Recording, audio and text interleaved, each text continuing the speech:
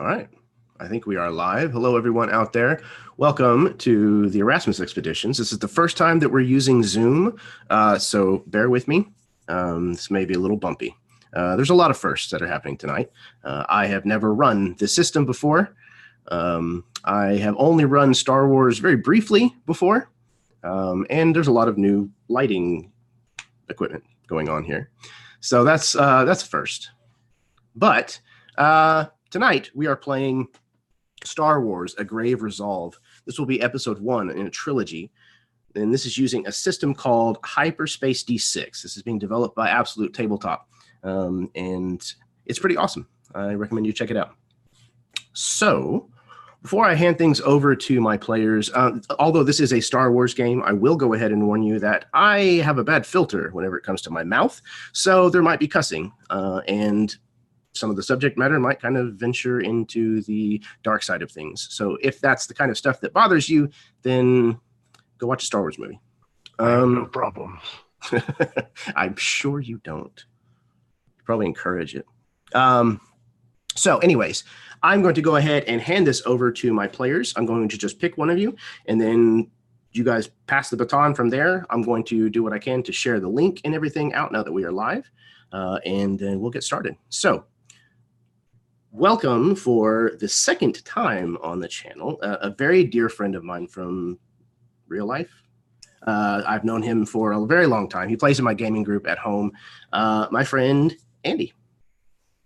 Hi guys, I am playing Old Cap tonight. I don't have any media outlets to plug, and I'm excited to be here playing.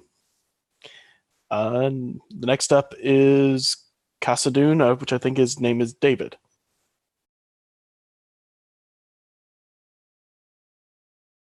Hi, I'm David L. Weaver. Nothing, once again, really to plug. I am an artist, so you can come check me out on Facebook itself. Basically, look for a picture of me. So, yeah. Other than that, I will shoot it down to Taylor.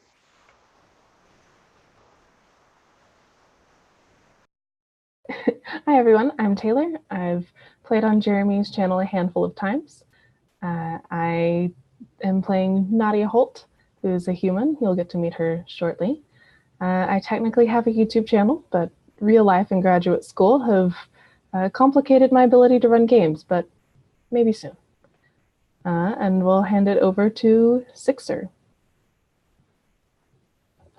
Hey guys, I'm Steve. I played another one of Jeremy's games, Beneath the Banner Saga, or Beneath the Banner Shadow, the Saga, my bad. But come check that game out. It is awesome. Jeremy's amazing. It's got players that are way more talented than I am in it. But come check it out. It's amazing. Tonight I'll be playing Sixer, the droid with a hero complex, maybe. Delusions of being a hero, nonetheless. I also have a YouTube channel. It's called 3D6, THREDYSIX. There's nothing on it right a second because Zoom does not love me and does not want to stream my games to it, but Jeremy's going to fix that for me, or at least help me. And then we'll have some games on there you can check out. And I guess at this point, we'll toss over to our last member here and see how long he can keep up the voice. Right. Jason T, D&D DM from Twitterverse. And I've RP'd a few times with Jeremy. Always been a blast, so I jumped all over this opportunity. I will be playing Brachus, a Zabrak who was sort of abandoned on a world very familiar to the Republic. Found by Nadia and turned over to Skywalker. The Sith taught me to survive.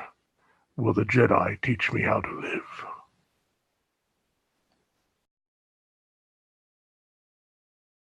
We shall find out. Okay, so I think I've shared it everywhere that I need to share it. Hopefully we've got, it looks like we do have some people watching, so welcome everyone. Thank you for tuning in. Do you guys have any questions at all before we get started? Not that you can't ask questions like while we're going, but no? Okay, cool. Let's play some Star Wars. I'm excited and about to pee my pants. All right.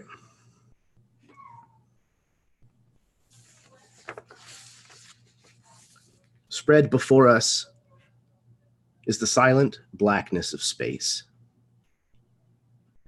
dotted with immeasurable pinpricks of light. Blue letters appear before us, reading, "A long time ago, in a galaxy far, far away." Suddenly, a trumpeted fanfare blares as golden words begin to crawl up the screen and disappear into the distance.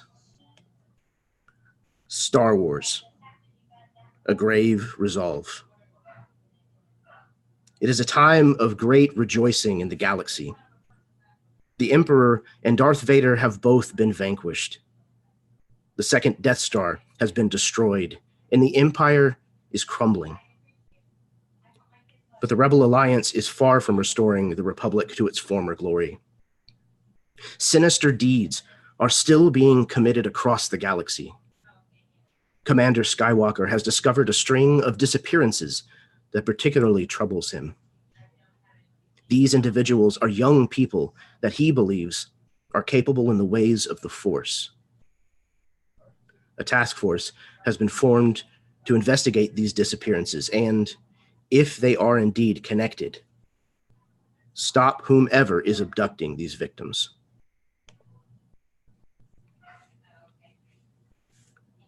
We pan downward to reveal a large blue world.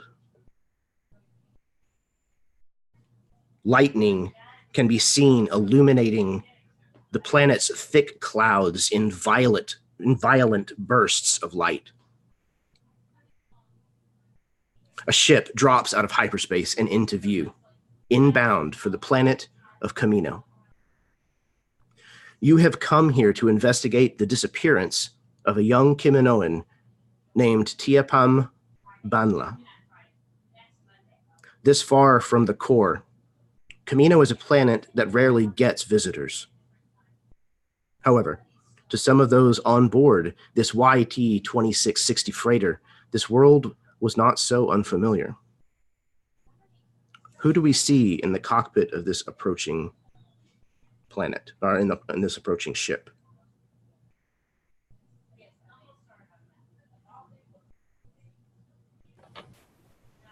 I think we probably should have decided who's the pilot.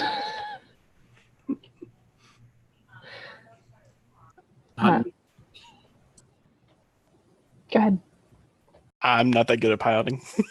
So I'll say right now that Sixer is up there, perhaps sitting there with a leg sort of thrown over the armrest of one of the chairs and a finger on the stick on the wheel there, and kind of moving it around nonchalantly, and then the camera can kind of pan over and see the autopilot is completely engaged. Like that Sixer is not actually doing any of this, but he's sitting there in his best impression of all of those heroes of old time and even current times. His little leather jacket over his droid frame, his arm thrown back, leg over the side, and just sort of, we'll be there any minute. Kind of looks around to no one listening and paying attention to him. Well, that'll change.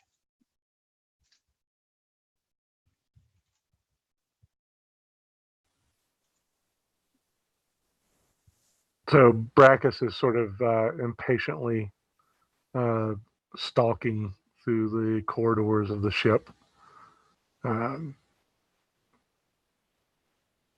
He knows, due to his force sensitivity, that they're approaching the destination, and is eagerly awaiting to get off the starship, given his last experience on one.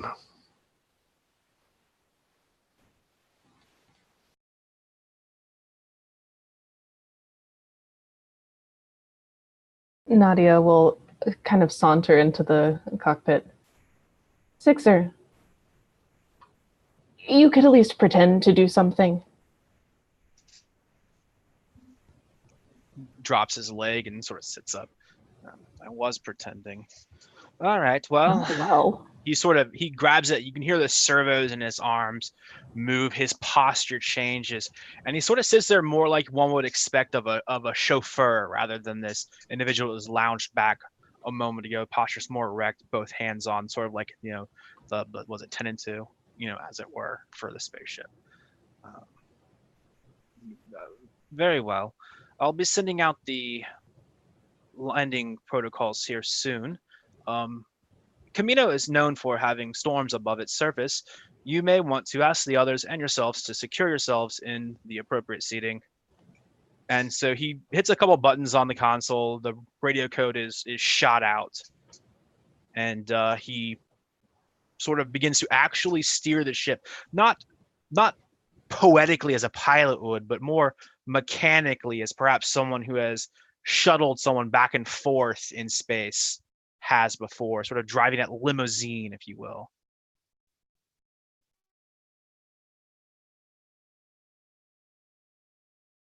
Old Cap is just sitting there looking at the planet, watching it closer and closer. Been a while since I've been to this planet. Not necessarily looking forward to going back.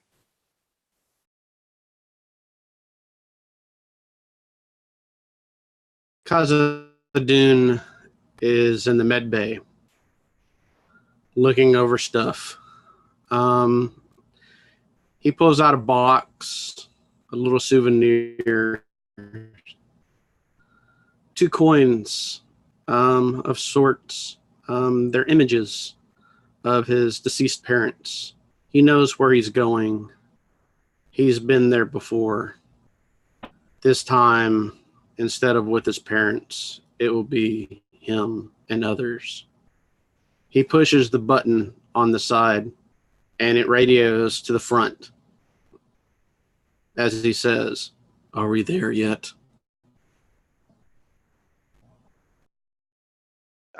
Momentarily, we will be entering the atmosphere in a few moments. If you have not restrained yourself, now would be a good time.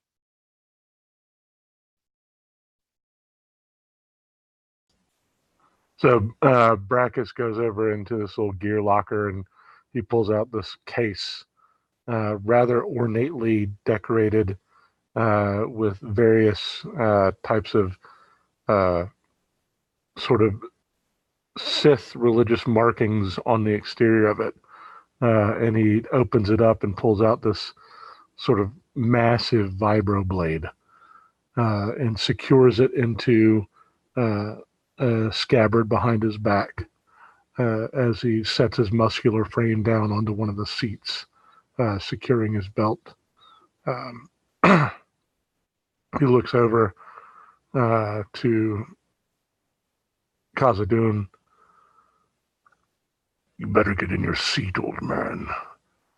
Don't need to break you already. I will get there.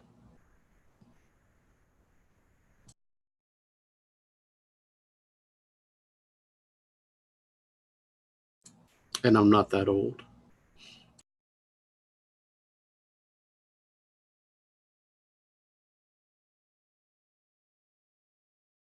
Immediately after leaving hyperspace, the console of the ship's cockpit lights up. You're hailed. This is much further out than a planet would typically hail someone. This is a pretty good distance.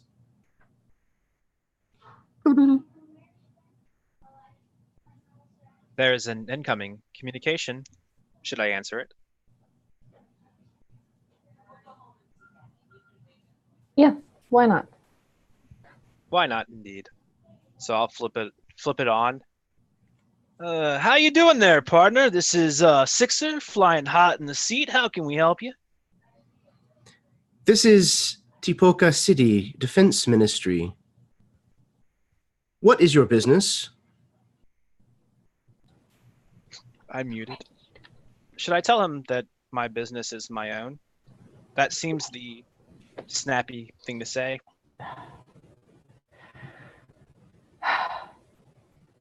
Whatever you want. So I turn it back on. Well, it looks like the little Miss Nadia up here says that the business is our own. So, what can we do for you? There's a long pause.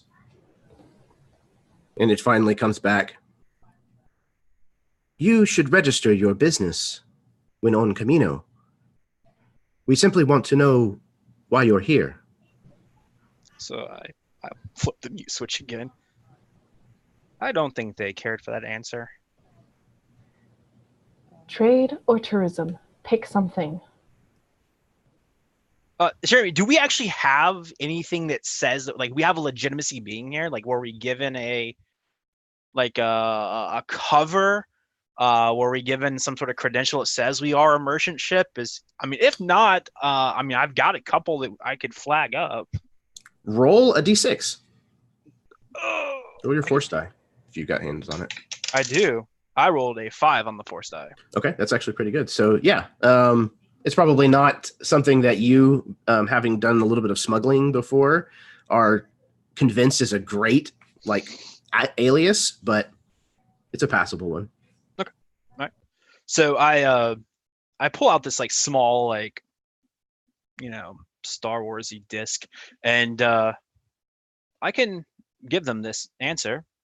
It says that we're here to procure a contract for cleaning windows, or I could throw in one of my covers from my days of moving bodies around without being noticed.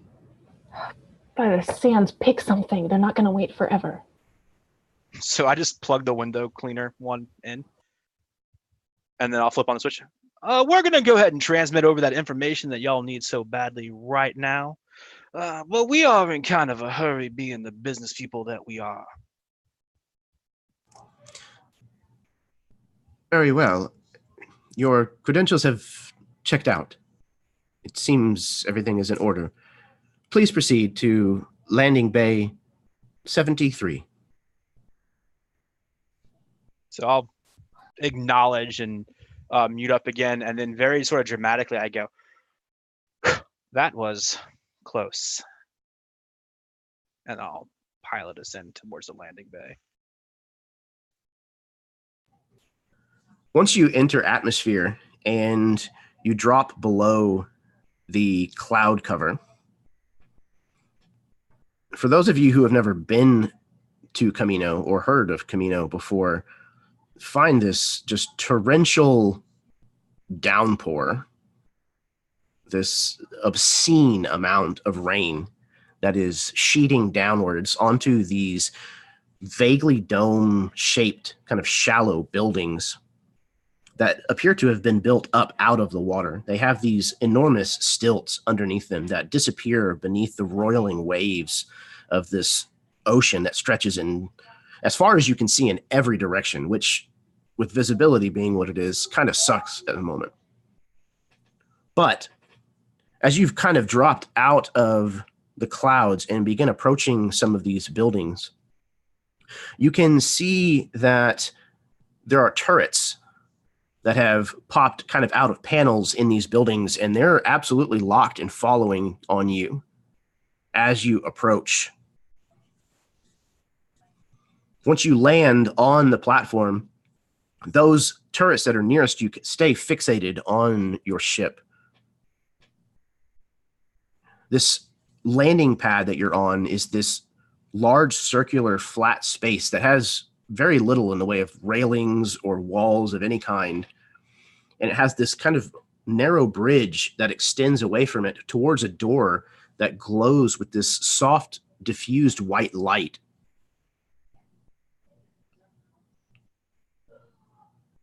What would you like to do?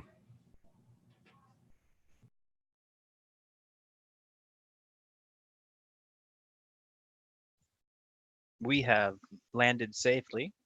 It does appear that their security systems are still locked onto us. I wouldn't recommend any of them southern quick movements, if you know what I mean. And so Sixer will sort of push back. The chair sort of slides back that 2 feet to allow him to get out of this cockpit. And he walks with this affected swagger that you can't tell if it's a broken hip or He thinks he's a cowboy. Maybe a mixture of both. And he walks over and reaches up onto this this rusty hook that looks like it's been installed in the ship ad hoc. And he pulls this very sort of Western-looking gun belt off of it that he tightens around his otherwise protocol droid waist. He draws his leather coat around it and zips it up the front so that the gun is mostly covered. Well, are we heading out, or are we gonna hang out in here and I'm sorry, I ran out of something witty to say. Brackus unbuckles from his harness and stands up, his full 6'8" frame, sort of looks over at the droid. You are an unusual droid. And then he just walks over to the door.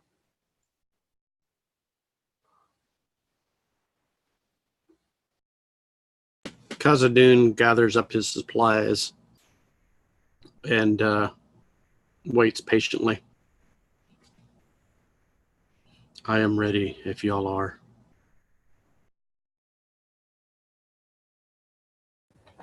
Who are we supposed to be meeting to discuss the disappearance? Do we have a contact? And do we have information about Kamino and how acceptable it is to basically open carry here or not? So a few of you have been to Kamino before, but those of you who have not, you may not have even heard of this planet before you were kind of given this assignment. This is a very outer rim planet, and even still, from what you've been told from those who have been here, they're very xenophobic here. Not to the point of being violent or hateful, but they're just very mistrusting of outsiders.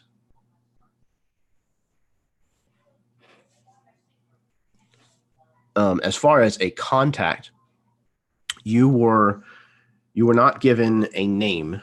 You were given an address. Other than, you were given the name of the one who disappeared, but you were not given a name of a contact. You were just given this disappearing, this this missing person's name and their address.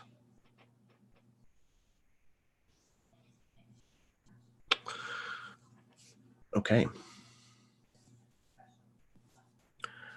Those of you who have been to Kamino before, depending on how long ago it was that you were here, this is a very different looking Kamino from what us as an audience would see.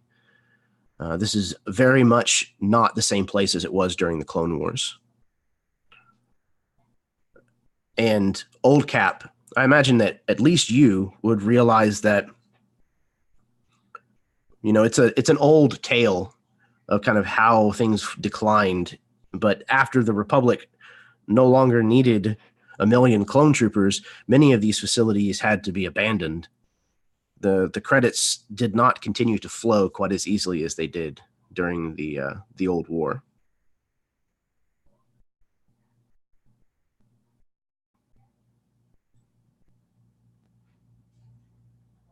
Would I know if they would allow us to bring weapons onto plane, or we need to leave them in the ship? You know that you're probably allowed to have them, but it would absolutely draw attention to you. More than likely, there's going to be quite a bit of attention on you anyways, because, again, there's not a lot of people who visit this planet. Is the door open yet to the ship? Yeah, absolutely. For you to... Okay. Before the gangplank even drops down, I'm jumping off. Well, that seemed actiony. I hope he's not injured. We don't have many supplies on board. The Force sensitives are all like that. One little spidey tingle and they think they're special. statistically, they are special. It is not too many individuals in the galaxy that are able to wield the Force in such a way. Thus, it does make them special. Were they not, then the Skywalkers would not have done what they had done. Oh, you meant that in sarcasm. Well, then, yes, I reckon he does think that he is a mite bit special. I call out over my shoulder, I just don't like ships. And I stand there and wait for everybody else. I wonder if he would prefer to walk through space.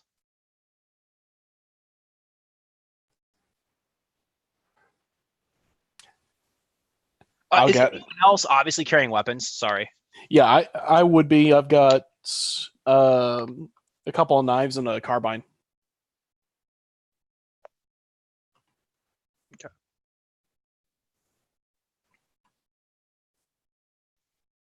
Then Sixer will start sauntering down the walkway down towards the planet.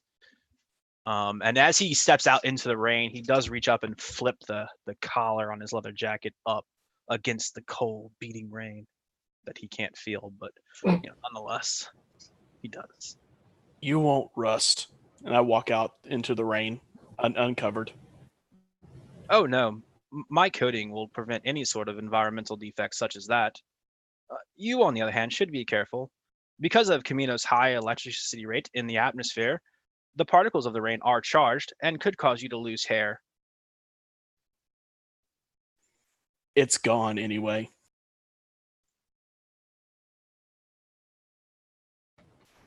Well, Nadia kind of just walks past them. She's adjusting a couple things under her jacket, and you can see visibly one blaster. And she just shakes her head. Boys. Khazad-dûm waits for everybody to unboard, I guess you would say. Puts his other sash over his bandolier of grenades. Tucks his hood up, well firmed over his head of his cloak, and looks out, shakes his head. Well, here we go again, and steps off the ship.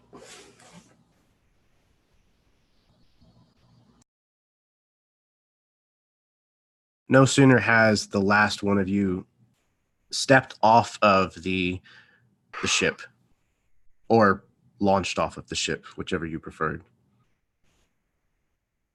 into the driving, pouring rain as it just lashes at you. The door that is this kind of white beacon of glow ahead of you makes this kind of low doo, and it slides open and emits 3 of these strange, elongated, very lithe and graceful aliens. They have a 4th with them who appears to be a protocol droid, but it looks like some parts were skimped. It looks like, for the most part, it has no outer plating. It's just most of the internal servos and wires. One of these Kaminoans steps forward. The head at the top of this creature almost swaying gently back and forth as it looks down at you with these eyes that look like galaxies in and of themselves. Welcome to Kamino. You are here to clean windows. Yes?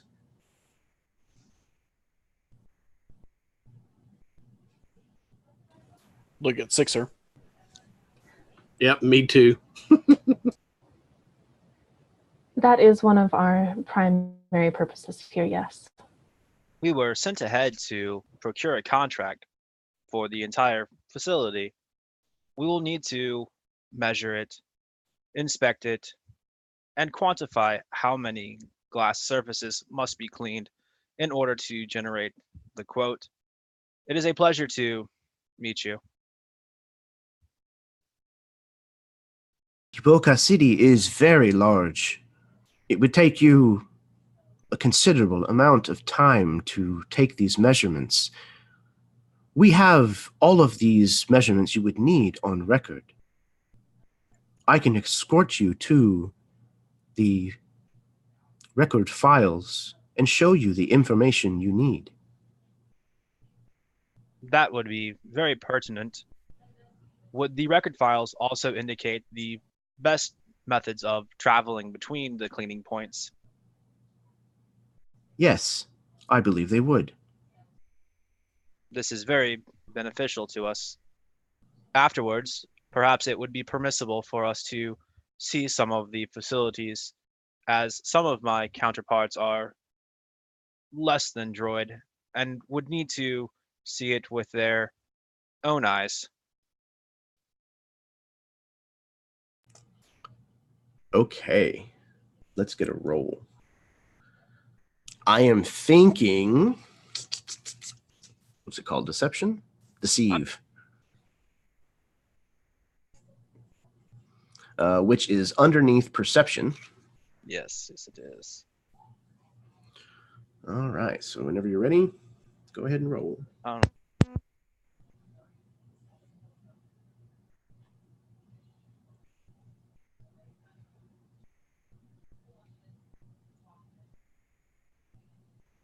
We lost his sound. Yeah, he's muted, I think. No, it sounded like his mic popped out. Oh. Can you hear me now? Yes. There we go. No, my dumb self just sat on my cord. Normal sixes explode or do not explode? No, just the force die. Didn't think so. So on 3 dice, that's going to actually be a whopping 16. Excellent. Okay. Yeah. So this creature blinks a few times as it looks at you with these massive nebulous orbs, and then says, "Very well. A tour can be arranged after you are shown the files. Is this satisfactory?" That is satisfactory and most gracious. Thank you. This being kind of looks over towards you, Old Cap. "Welcome home, number 5678. Hello. It has been some time since your last visit. Is this correct? Yes. Have you come to have modifications? No. We've come to clean windows. You are with this crew. I see. Well, if you will, please come this way." And this being turns and kind of just sweeps or sways kind of back towards this glowing door. Brackus leans over to Nadia. Their necks are not very combat effective, just in case.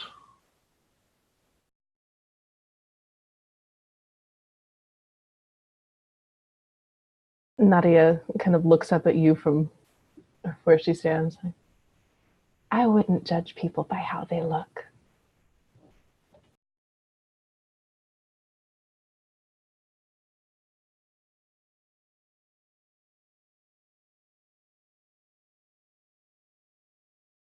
So I guess as we proceed to follow this greeter or dockmaster or whomever they were, Sixer will fall back a little bit so that he's closer to Brockus. It is not her fault. She also speaks from a diminutive size. But you are very correct. Were you to wrap your hands around them and squeeze hard enough, the little ball on the end would pop off. Sixer, I can hear you. I, of course, knew that. I was more thinking they're an easy target for a blade. So if a droid could arch an eyebrow at you, you just got like a droid eyebrow, like a. You are an unusual droid.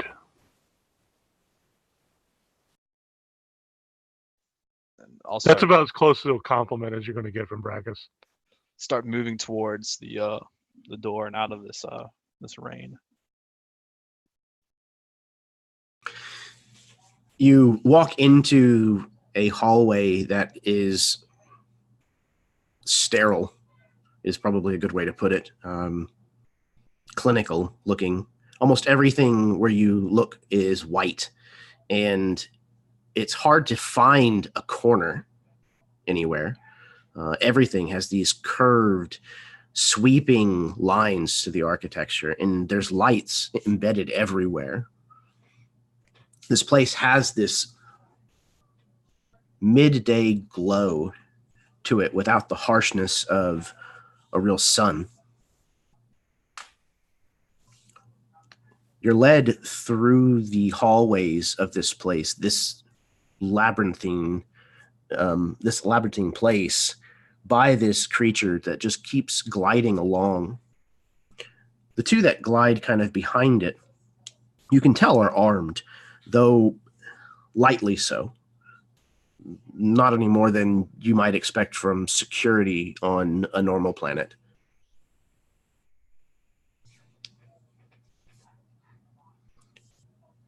You're led down this maze of corridors and sliding doors before you finally come to what looks like an office. It's just a large space with a lot of these creatures seated at desks that match kind of the same sleek lines and white, shiny surfaces as they tap away on screens and move through holograms. This guide turns around to address you and kind of gestures with their hand towards an empty desk.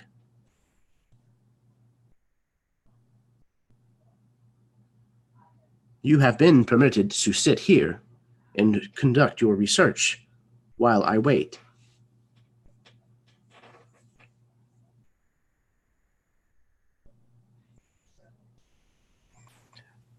Sorry, what did she say her name was?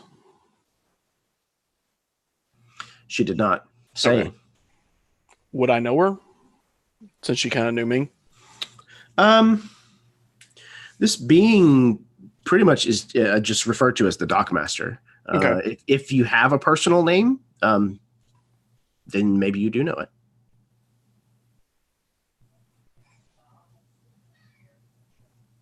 No, I wouldn't know this one. I probably wouldn't take time to learn most of their names. But as we're gathering around the desk, I will ask the dockmaster how things have been going on Kamino.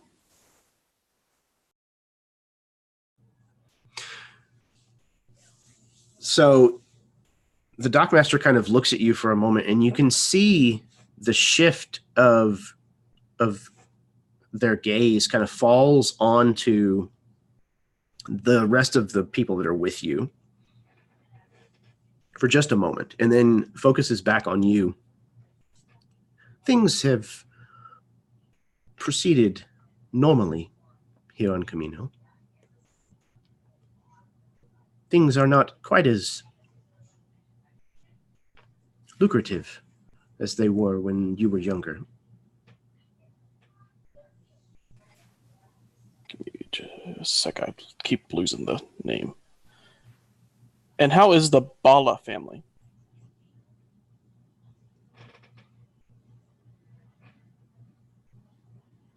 She kind of looks at you for a long time. Banla family. Banla, yeah. You are referring to their missing child.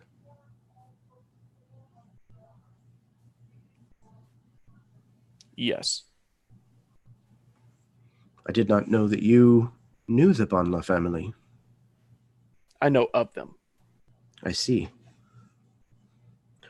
There still has been no word as to where Tiapam has gone. We grow concerned.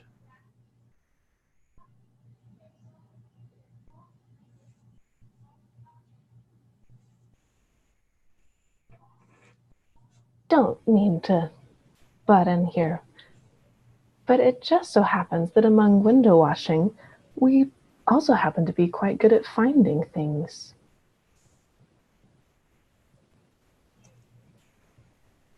The creature kind of turns this long spindle of a neck kind of in your direction without moving the rest of its body.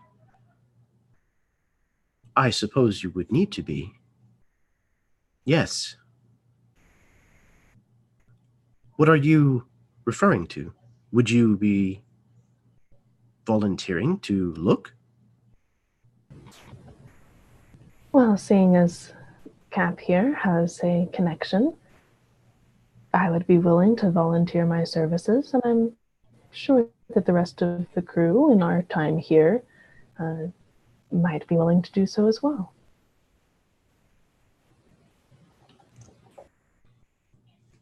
She kind of takes this in for a moment and then says, I will have to inform my superiors and ask if this is acceptable.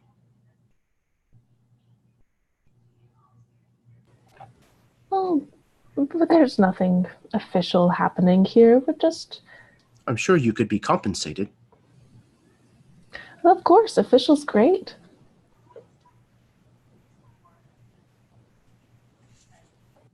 Wonderful.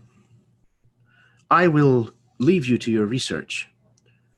These guards will stay with you while you find the information you are seeking, while I go and discuss this with my superiors. Certainly. She then turns and glides away, leaving you standing there with this terminal and these two guards standing kind of back behind you. In that interaction, did I sense anything unusual regarding the Kamino's emotions? Let's see. I think sense is one of the things that falls under the force attribute.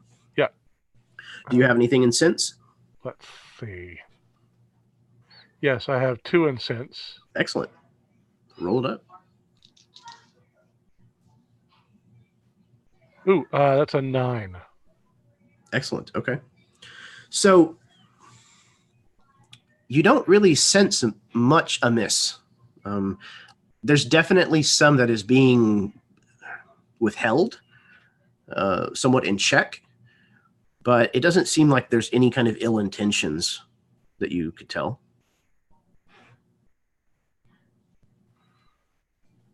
I'll kind of keep it to myself for now.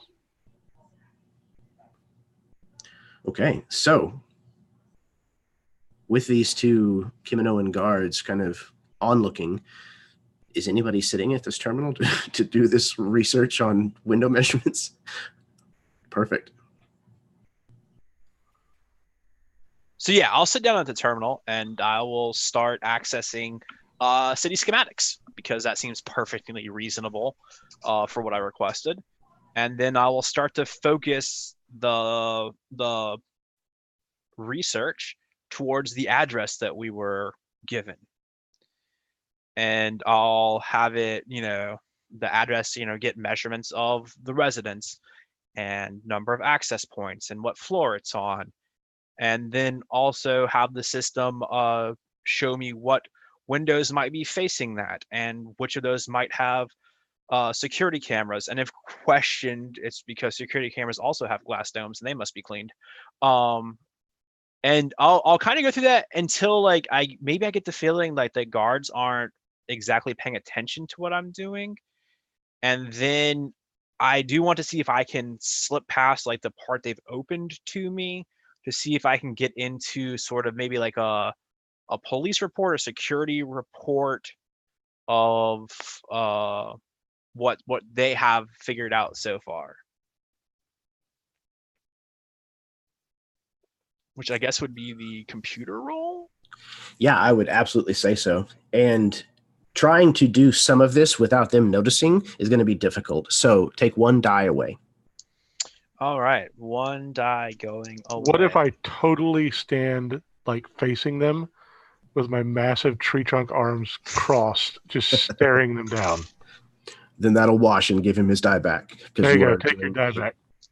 Absolutely. All right. Oh, that's not as good. An 11.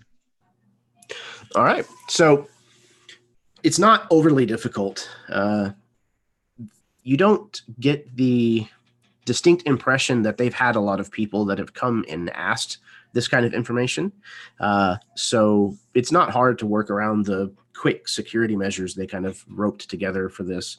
And you can find a report that lists the name of the individual, Tiapam Banla, who has gone missing. And they have a relative who was the last to see them.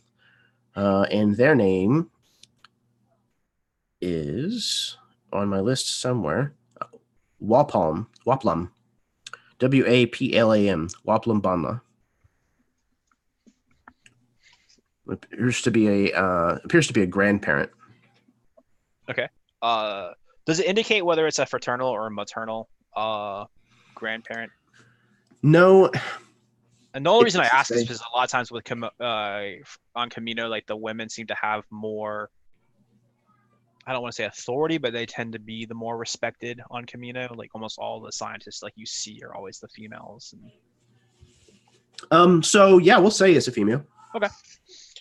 So I will I'll look towards the 2 guards who are watching the tree trunk. And I am now going to process some of this information for measurement purposes. I will be done now. And so I'm going to download the schematics for the address that we were given, the address of the relative, and have like kind of like, you know, the Google map, like dotted line fastest route between the 2 locations. I'll have that pulled and sort of stored in my little robotic brain. Excellent. So yeah, I guess with you being a droid, you probably don't have much need for a data pad. Imagine that would be a little superfluous for you. Okay. So yeah, you kind of download this quickly and store it away. So at that point, I think we can just do a wipe right to left. And you are approaching like one of these domed buildings kind of near the bottom where they have an even shallower curve to them. And there's this large opening that has a force field that covers it.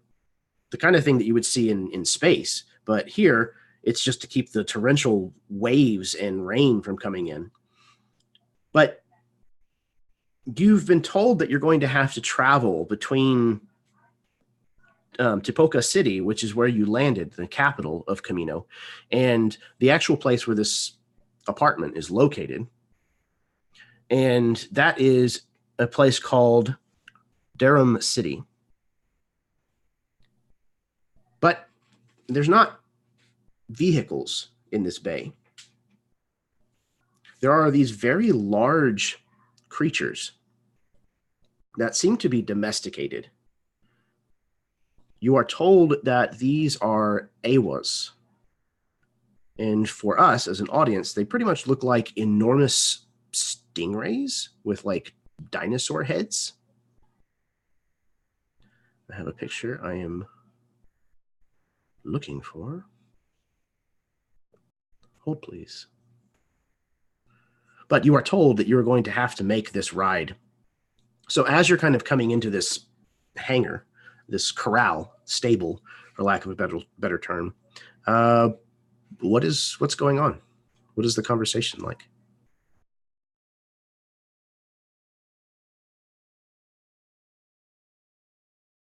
Nadia kind of crosses her arms.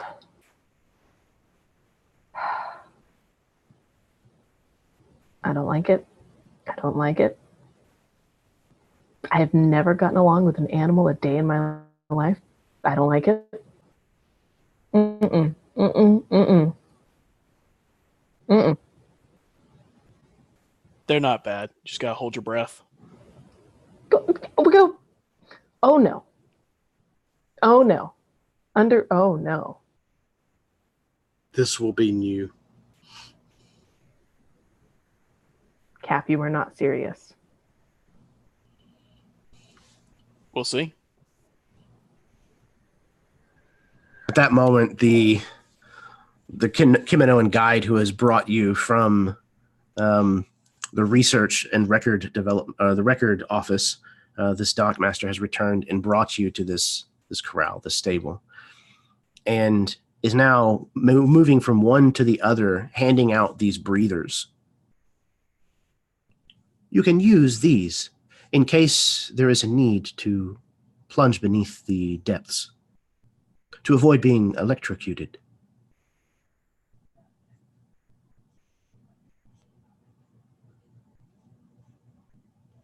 So each one of you can mark that you have a breather on your sheet now. That makes 3 for me. I don't know if she would hand me one, but I'll hold out my hand for one anyway. Yeah, I imagine she probably does not initially hand you one, but when you hold your hand out, she kind of, again, turns this small little head on the top of this stalk of a neck, slightly askew, and then reaches down and hands one to you. One can never be too careful. I suppose so. Brackus holds it up to his face mask, presses it on there. That sounds annoying as shit. Does it look like it's one per person, or can 2 possibly ride on one? Oh, I thought you were talking about the breathers. I was No. That's gross. No, I got you. I've only ever seen them depicted with one rider, but the Kaminoans are kind of big. I mean, they're not like bulky, but they're pretty tall. So I would say, yeah, if you wanted to, you could do it 2 per. Okay. I think I will need my own. Khazad-dûm looks at the rest of the party. I do not ride well. Well, then there's no criffing way you're getting on one with me. Nope. I'll slap Kaz on the back. Come on. We'll hold on to the straps. That will work. We'll head to one of them. Okay. Put the breather on. What about Sixer and Nadia? Are you guys sharing one of these AWAs, or are you each getting your own?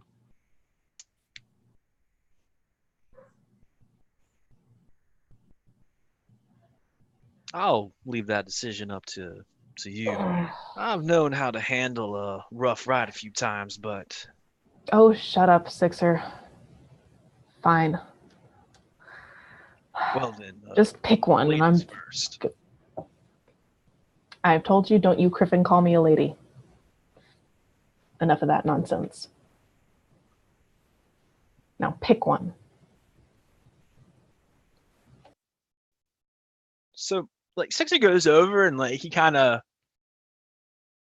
looks at him and looks at the eyes, steps back and kind of measures. And well, I think this one right here will work.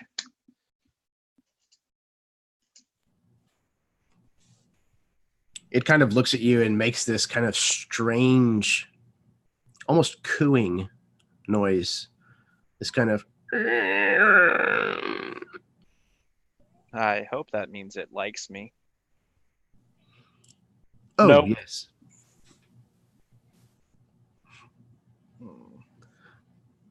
Sith spit. All right. So you all mount up into these saddles, and these creatures have these. It's almost like evolution has almost completely taken away their legs, but not quite. Almost like a corgi. These things have like these small little appendages that they're able to kind of walk on, and they do so over to where this barrier is separating you from the atmosphere outside. And then they just plunge head first out of this barrier and free fall for probably at least 20 or 30 meters before they kind of pull into this big swoop upwards, kind of following the curvature of these enormous squalls that are rolling all over the place. And soon you are flying across these torrential oceans on top of these things as they're gently kind of gliding and swooping these fins as you go.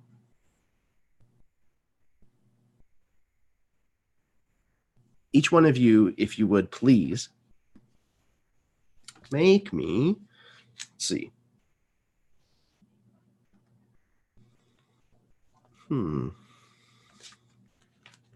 I guess there's not really an animals.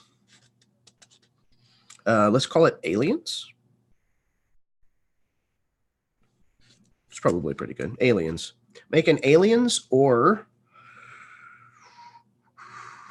survival. Or what? Athletics. Athletics. No, I don't think you're going to be able to muscle this thing into control.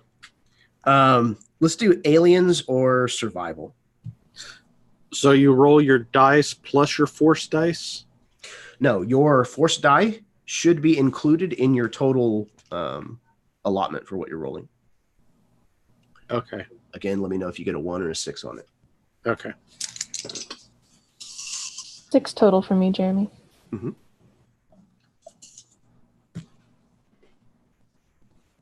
Eight for me. 7 for me. So, just a point of clarification. So, if it's aliens and it says a 3, what do I roll? 3 6-sided die, and one of those needs to be your force die. Okay. And if I have 2 force dice, then I do 2 force dice? No. So your dice in the force attribute is a different thing. Gotcha. So you'll always roll a single force die with every roll you make except for damage.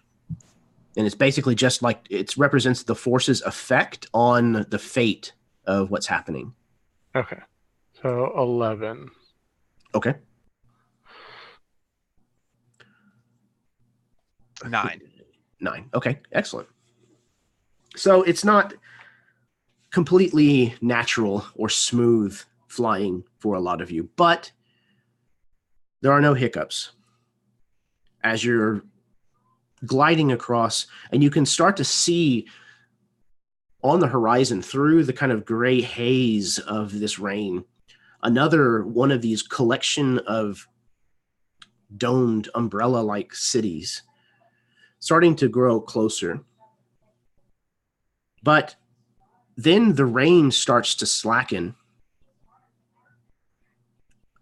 And you realize that's because the clouds overhead have darkened significantly. And you see lightning begin to shoot across the surface of these clouds.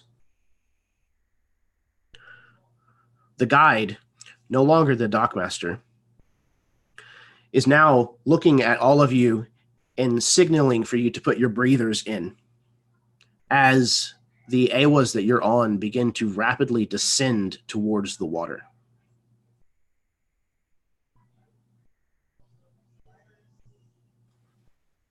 I'll put mine on. Same here.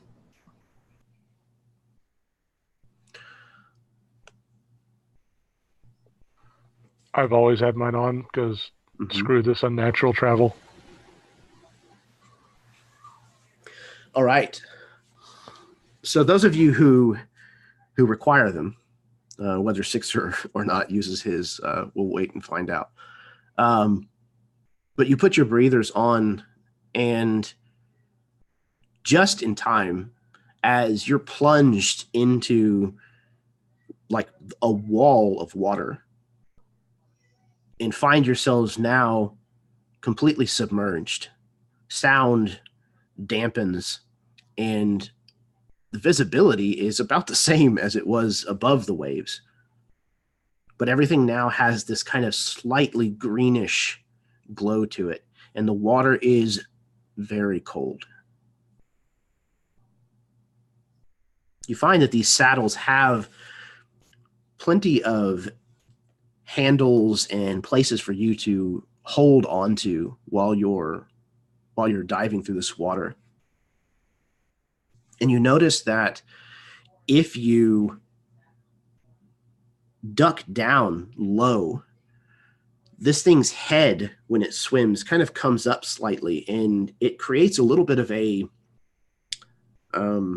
wake behind it that you're able to not feel quite as much resistance against this water. But there is still resistance. So each of you, if you would please, roll me a strength roll. If you have athletics, you can use that.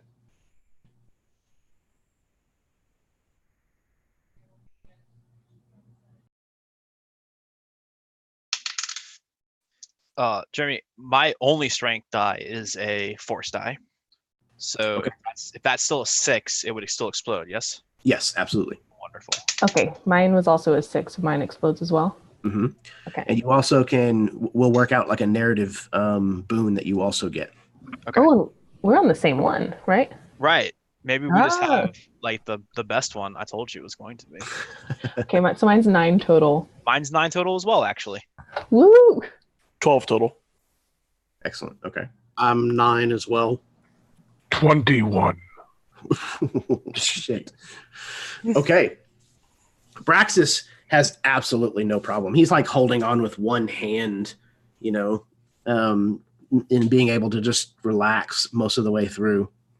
And those of you who are on shared AWAs, the resistance is not quite as bad for those of you who are in the back, but there is still a pull on you. And you manage to hold on, though there's a few points where you're a little scared. You feel your grip slip. The other one is able to catch you, or this thing banks hard enough and you feel yourself start to kind of float backwards out of the saddle. But harrowing as it might be, you manage to crest up out of the water, free from the pressure and the bizarre way of traveling. And you slip through one of these barriers as this thing lands on these small little feet and lowers its body to the ground, extending one of its fins without a command outward so that you can kind of use it as a slide to dismount. I'd definitely jump off.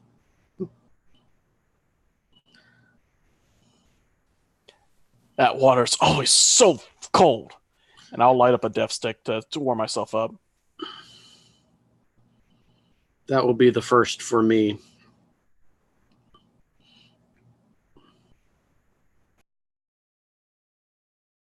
Oh, there's no cripping way I'm doing that again.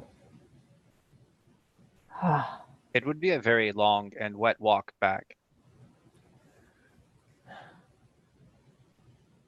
Tell me again why we couldn't take the friggin' ship. I don't believe there was anything preventing us from doing so. Oh, great. But when in Rome,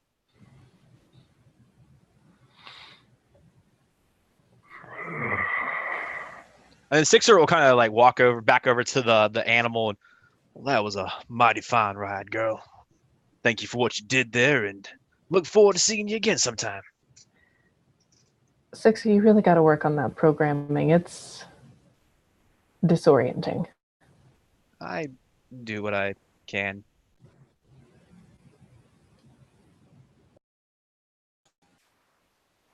Brackus looks over at his beast. You didn't kill me. That's good for you.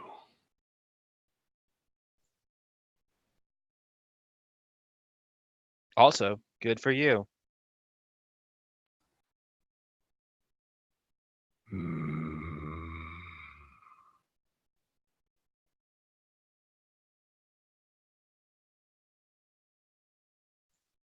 The residence is located this direction. We should be moving. No need to count the windows. I already have that information. Good.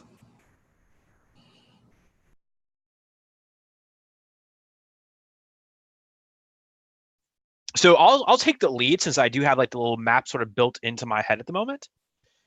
And I think because like everything here is so like circular, cylindrical, smooth, I think Sixer even sort of errantly runs like his left hand down the wall. So maybe I don't know if anyone would find it irritating, but that sort of like metal on metal or metal on stonework. It's not that fingernails on a chalkboard, but does that sort of like as he's walking. He obviously doesn't know that he's doing it, but he does that, and you can see he's like still trying to swagger with that broken hip cowboy thing. And his head's also sort of like bebopping, and they're not anywhere near like it's almost like his head's listening to entirely different music than his hips are.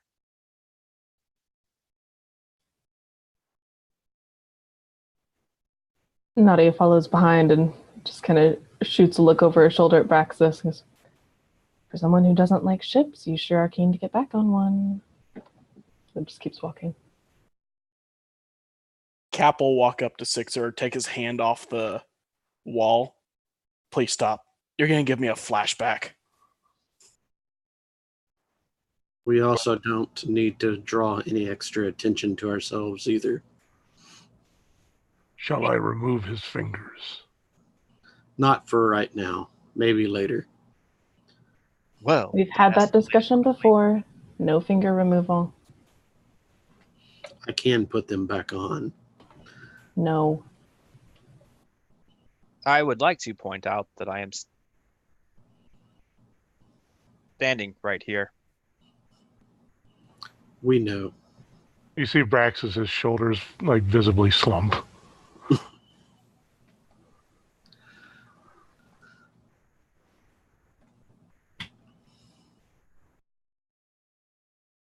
You continue onward towards this address, following Sixer's keen sense of droid-enhanced directions. You have to go up of several different lifts, transfer down different corridors. It doesn't appear that there is a straight shot to be had on Kamino. At one point, as you're moving along the outside of one of these large domes, you're able to see out where you came from. One of the buildings on the edge of this second city, this Durham city, has a massive fire. This huge plume of smoke is rising up into the air. And you can see, and I would imagine especially Old Cap, a lot of the plates of that particular roof look like they've been removed. It's mostly like a skeletal understructure that looks like it's still exposed over there. Does it look like they're dismantling, or does it look like something's happened? It looks like they have been dismantling. And if what they said was true about their economy, it's very, very likely that it's being sold off or repurposed elsewhere. You know, the Kaminoans are an incredibly practical people. There's not a lot of sentiment a lot of the time.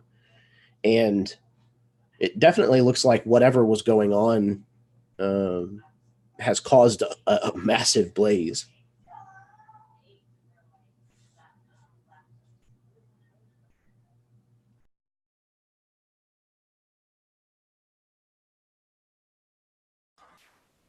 tell me that's not where we're going? If that was where we were going, I would be a poor giver of directions. We would be in the entirely wrong tower.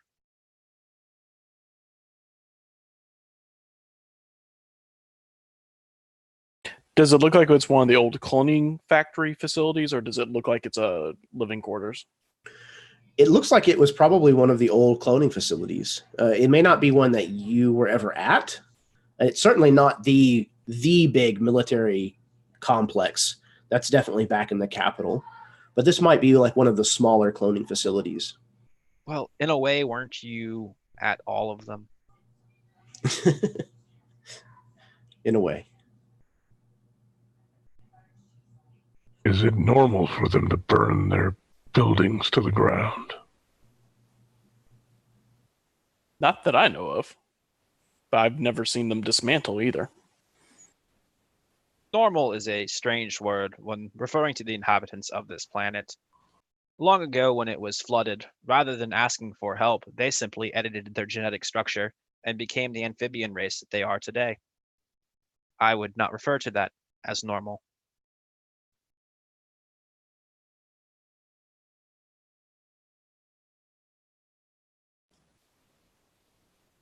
So you press onward, moving down more corridors, taking one more lift to a place that, while it is certainly trying to keep up appearances, you can see places where things are not being replaced as often as they should be.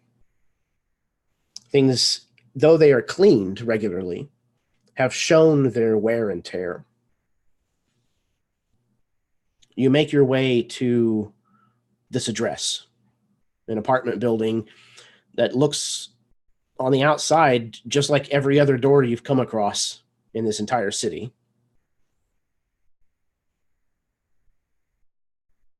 What do you do?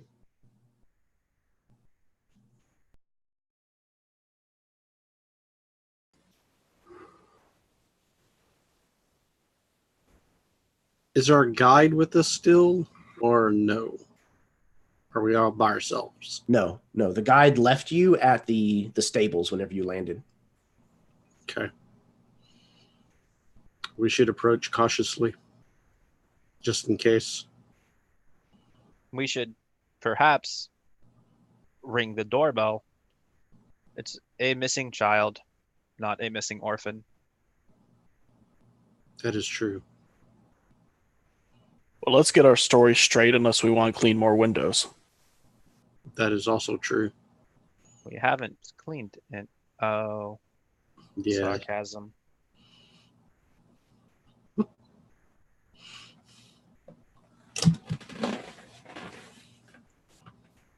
Well, the way I see it is if the parents are truly distressed, perhaps we should come forthright and simply tell them we are here to alleviate their situation and find their dear beloved long-necked child.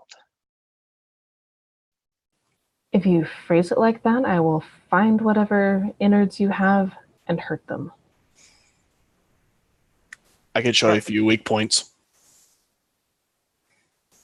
I am suddenly uncomfortable. Perhaps we should just tell them we are here to investigate the disappearance of their child. That sounds more reasonable. And I'll go ahead and push like the doorbell / intercom, whatever, just to buzz and UPS.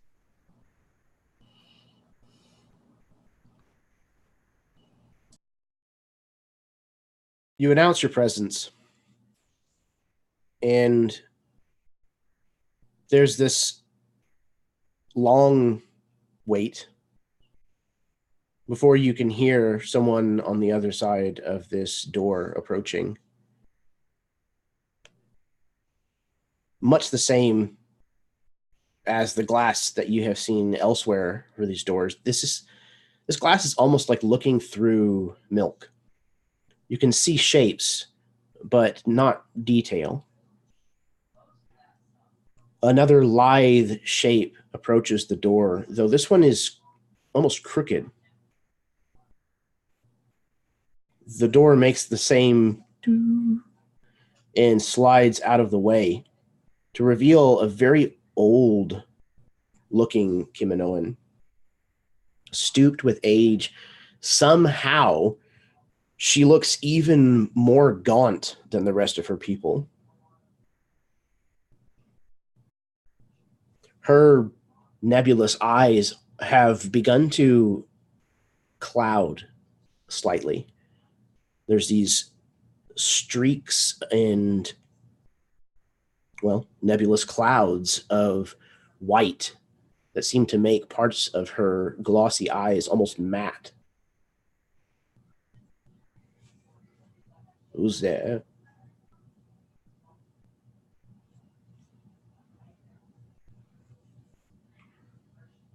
Hello? Hello.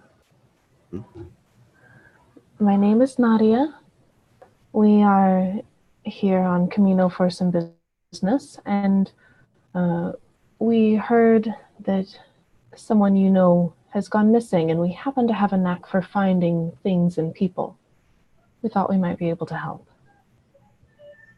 You sound like off-worlders.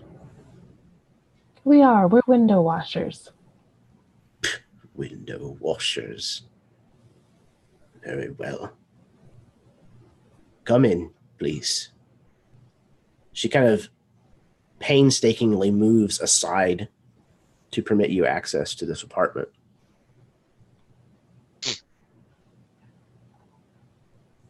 Nadia will move in slowly and carefully, making sure not to bump into this woman who looks rather frail.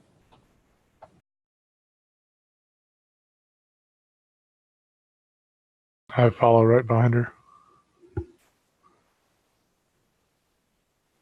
Follow in. You each kind of move one by one past this woman through this kind of narrow entryway. And again, the interior of this apartment doesn't really look that different from the rest of what you've seen of Kamino. There's hardly a corner to be found anywhere, barely any sharp edges at all. Almost everything is this pristine white, though again, you can tell that some of these things are not quite as new as they once were.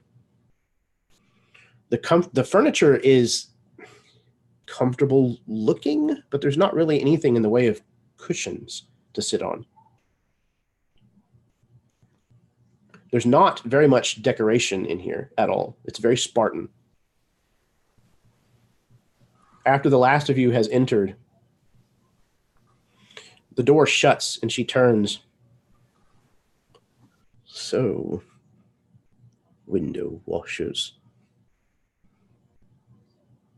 You are here to find my missing grandchild? It's Tiapan, correct? Tiapan, yes.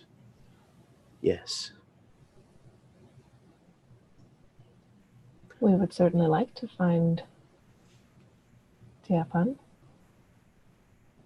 If you are here, then that means she may not be on Kamino any longer. There's no telling where she could be. Why do you think that? The Kaminoans do not ask for help from other people. We are self-reliant, stubborn, some might say. I find stubbornness an admirable quality. You have spunk. What do the rest of you spineless worms have to say?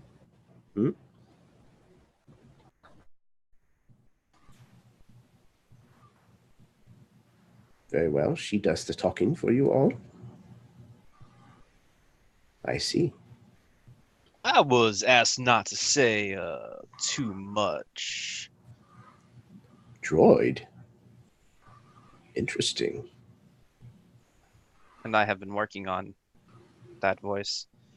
Oh, well.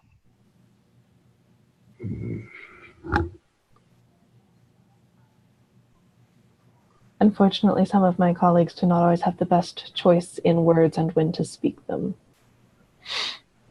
I see. Yes. Well, please find a seat where you can. She kind of moves over to what you could assume is the most comfortable chair here, but it's kind of hard to tell. And she lowers herself into it with audible creaks and pops to her joints.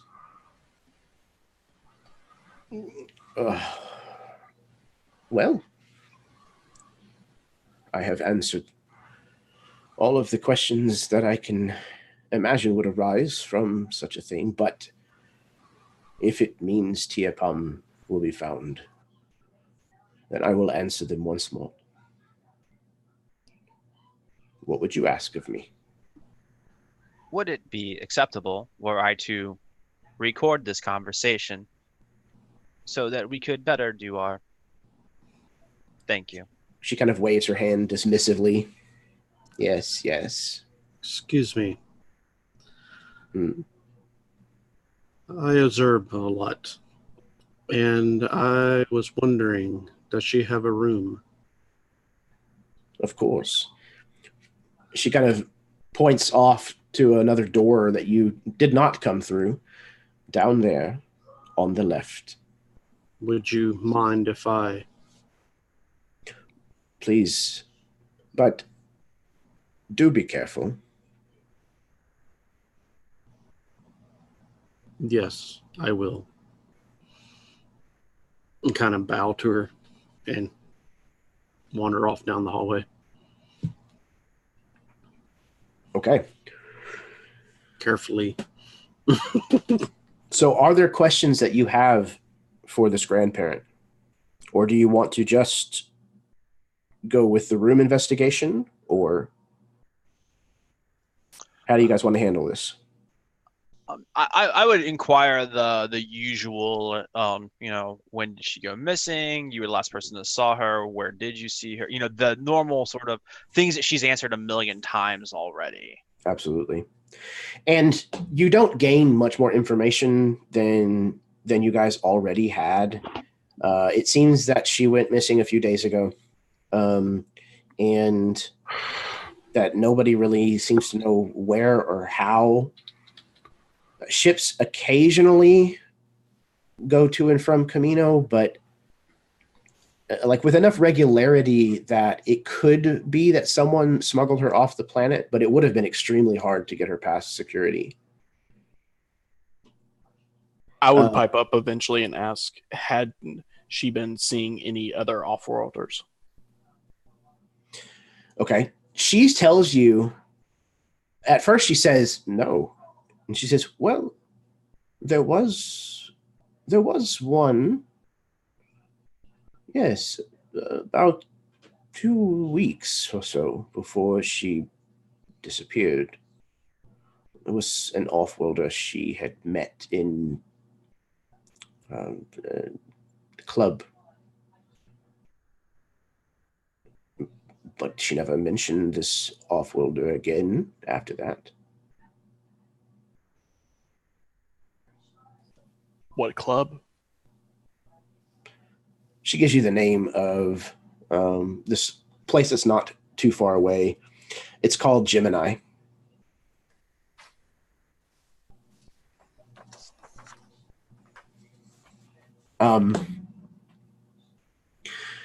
As you have made your way back to the bedroom, Kaza, you open the door and...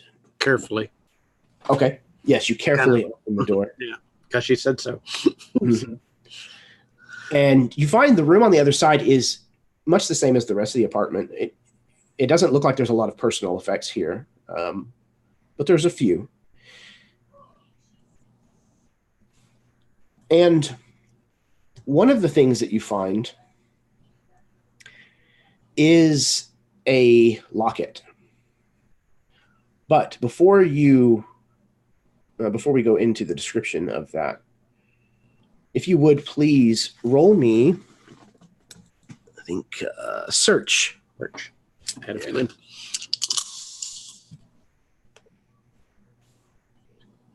Nine.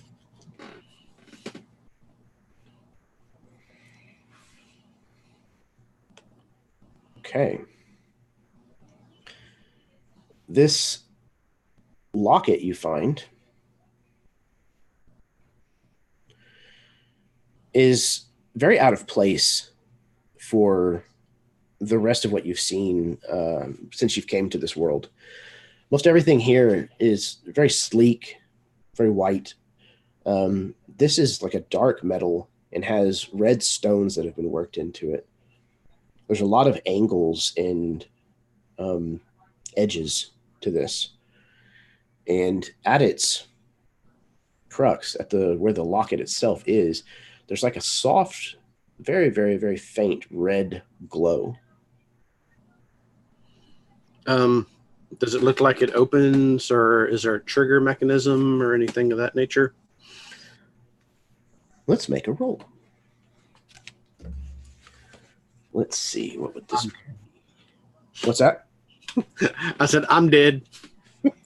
There's an explosion in the other room. Man, I don't know what this would be. Let's call it just a dexterity, maybe agility. Okay. Or maybe even a base knowledge. Base knowledge. Okay, they're both the same.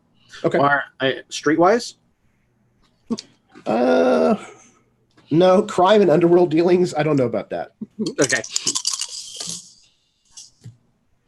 Oh. So my total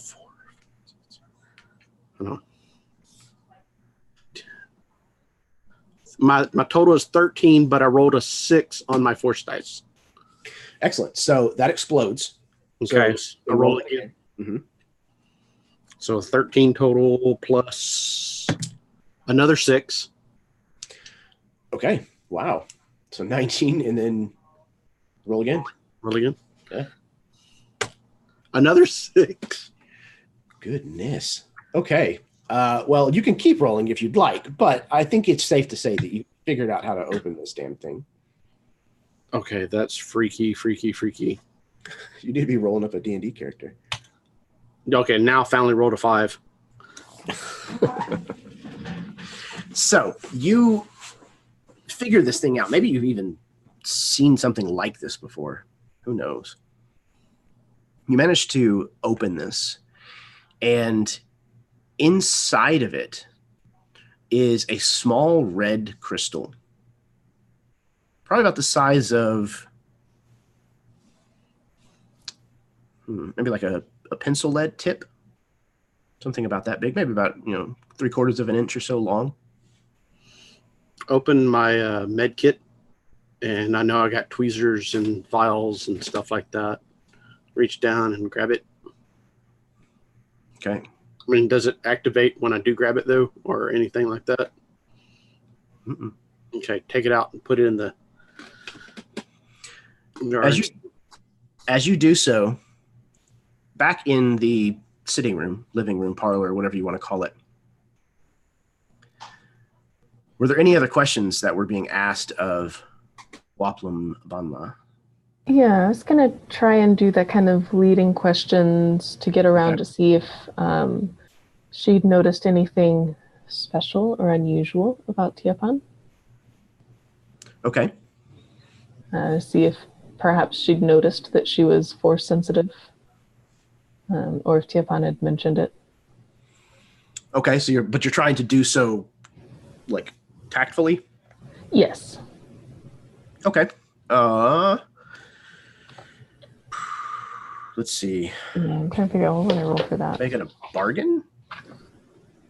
Perhaps? Negotiate and hackle? Deceive, perhaps? I could do deceive. Yeah. It's under It could work. perception. Mm-hmm. Okay.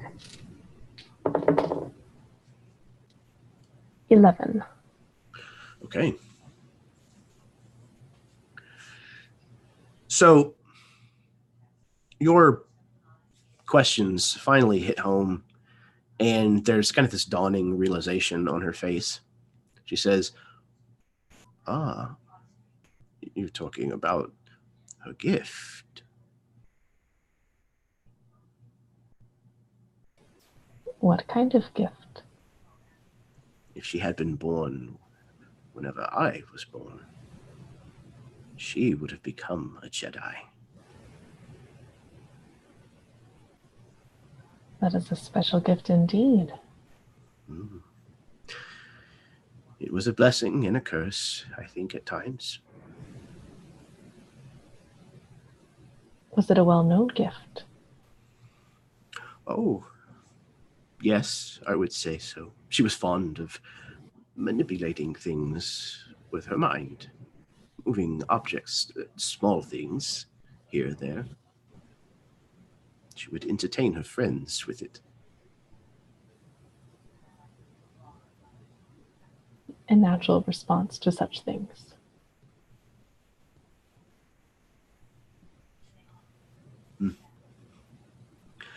At that moment, Braxus, you feel the presence of the dark side.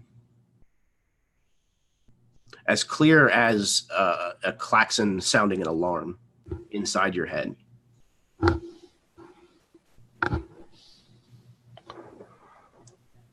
Emanating from the direction that you saw the good doctor go.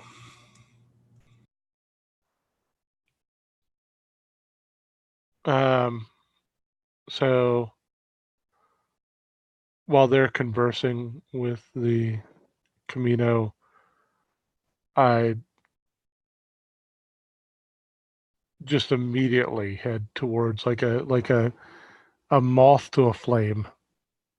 Head towards the room.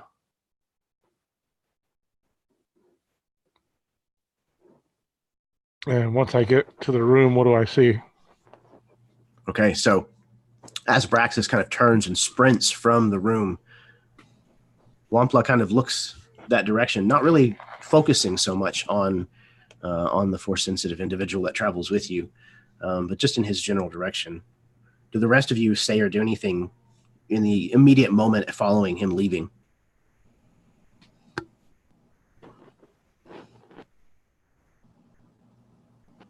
I think Nadia probably just stares. Say there's a window that needs to be washed, apparently. She kind of looks at you. Yes, you sound familiar. Do I?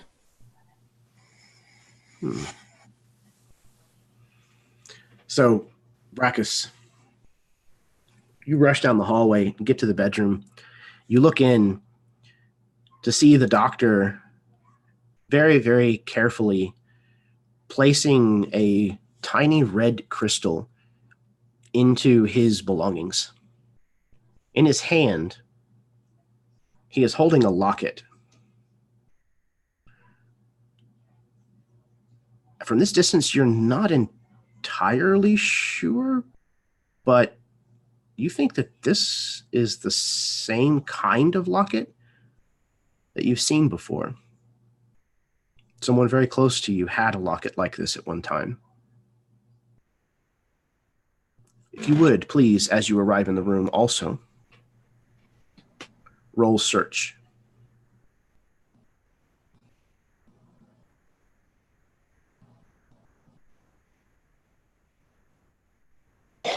Okay, that's a 14. All right. So in addition to seeing what I've just described to you, tucked away beneath what you guess is the bed, you see something that just doesn't belong in this room. The angle that it's cocked at is just a little askew. It's definitely not the same kind of pristine lines that exist elsewhere here. And it's Casa that's in the room with me, correct? Yes.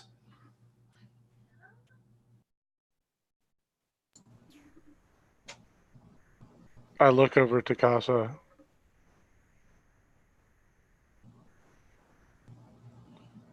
There is a dark presence in this room. What? What are you talking about? Where? And would it have been focused on that locket, on the crystal, or what's coming from the bed? The locket definitely has, like, if an aura is like clinging smoke, this locket's aura is kind of dissipating, almost like dry ice smoke would.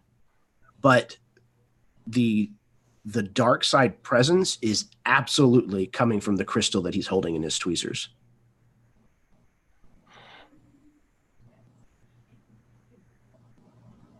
Where did you get that crystal? From the locket.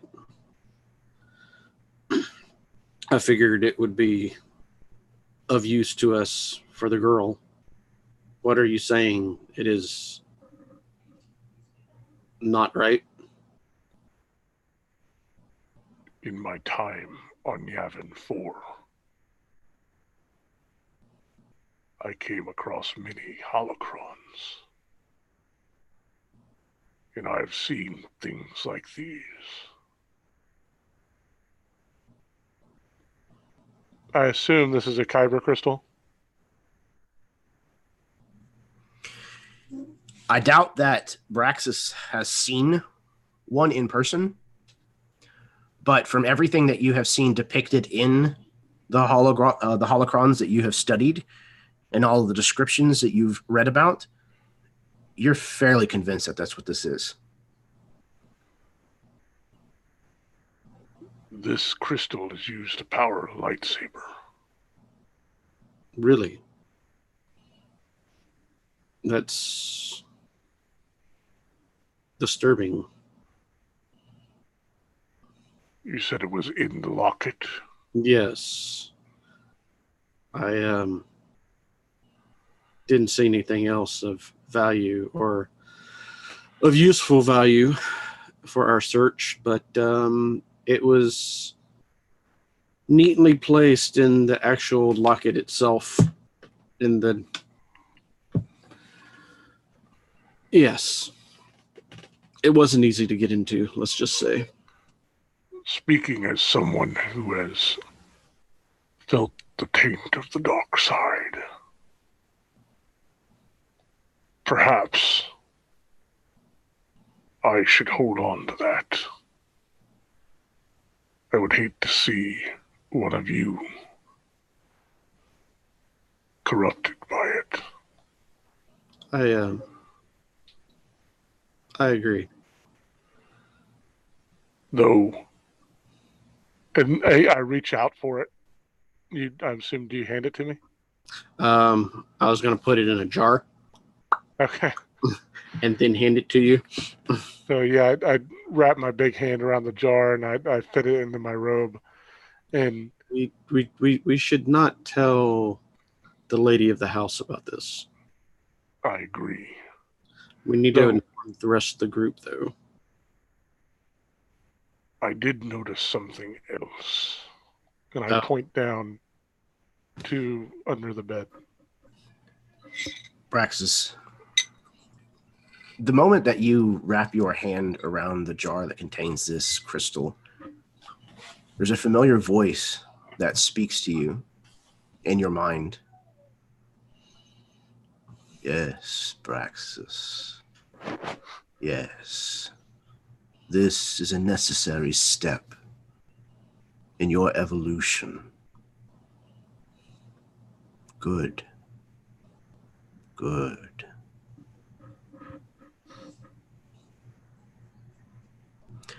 You've pointed out this other object that you saw from the doorway to Casa. Is one of you looking underneath the bed to try to figure out what this object is? You reaching for it? Yeah, I'll as he's in his moment. I'll reach down and examine before I reach down and grab it. Okay, you look under the bed and you're able to see, it takes you a moment to kind of wrap your head around exactly what it is that you're seeing, because it's a broken shape. And then it dawns on you that this is a broken part of a syringe. And as you kind of reach in and kind of gingerly roll it back out to you, you can see that this is the same kind of syringe that you are usually outfitted with, given to you by the Poulos family. And you recognize a portion of their mark that is still on the edge of the break. This is not good. Pull it out.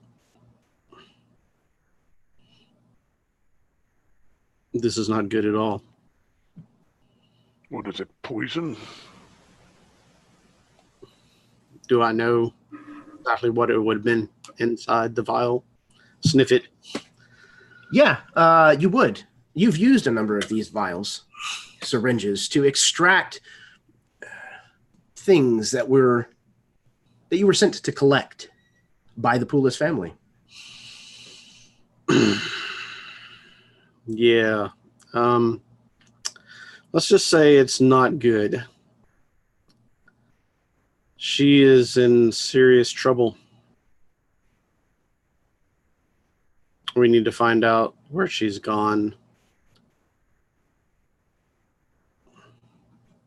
This whole tie-in is... Yep. I take the vial and wrap it up and put it away. Not the vial, but the broken...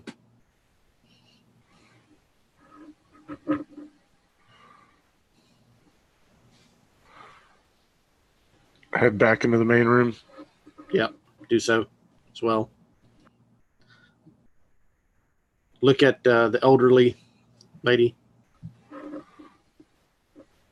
Thank you for allowing us to look into your granddaughter's life.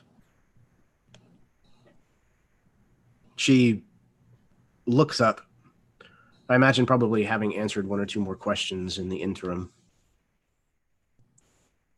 and says, "Did you find something that will help you find my granddaughter?"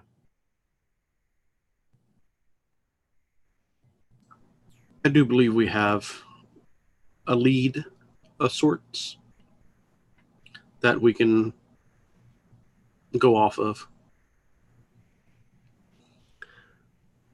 As my sight faded, my mental aptitude has remained the same. I hear trepidation in your voice.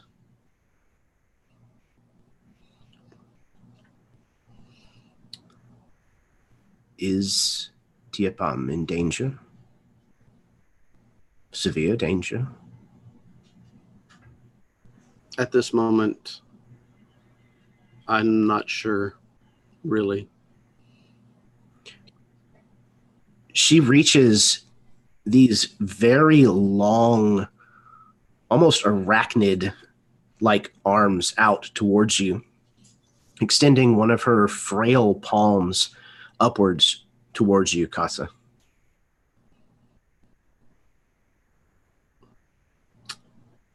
Take it. She closes the other gently on top of yours, holding your hand between hers, and says, "Find her. Please." We will. We promise. Or I promise, at least.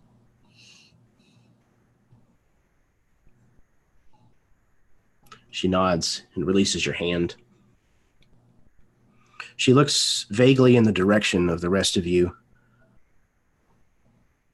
You sound like honest people. Most of you seem to have good on your hearts. Her gaze kind of lingers on Braxis for just a moment longer than the rest. May the Force be with you.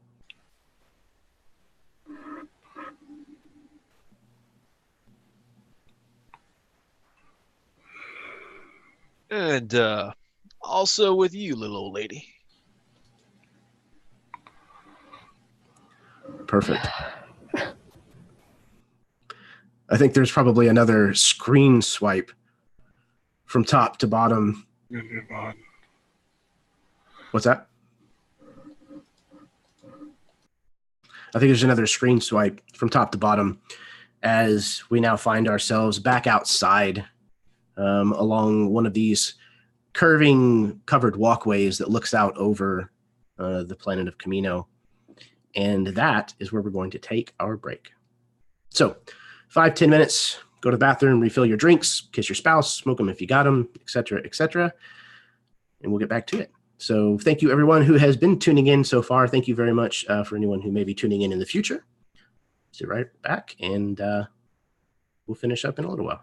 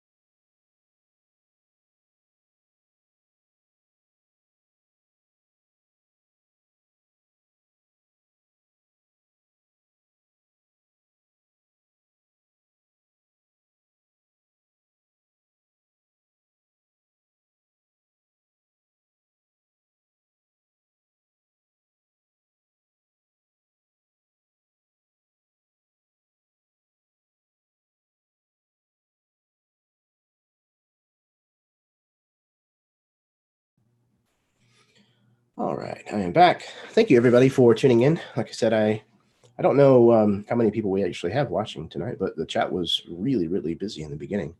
I wasn't able to keep up with it, so sorry for that. But hopefully everybody is having a good time. I very, very much appreciate people tuning in and giving this a watch.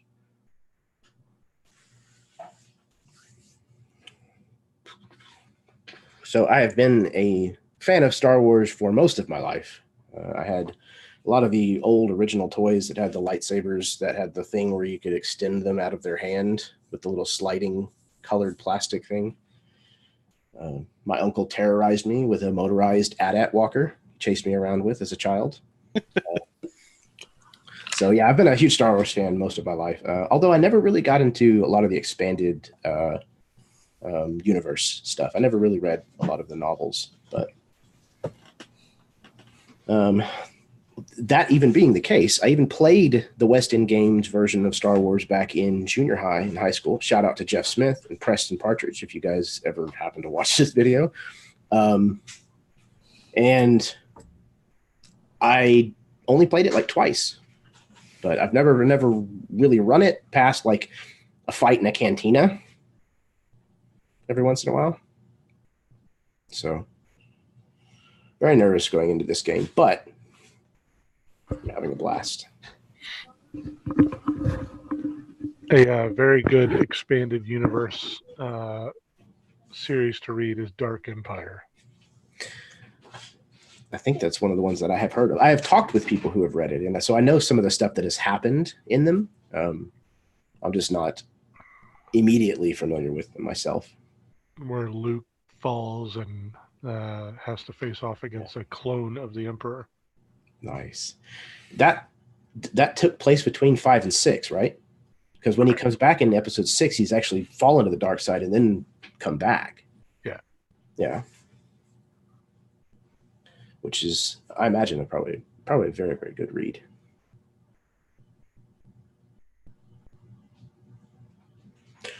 All right, we'll give Steve just a couple more minutes here, and then we can start back up. I think that falls under the legacy now, doesn't it? Yes.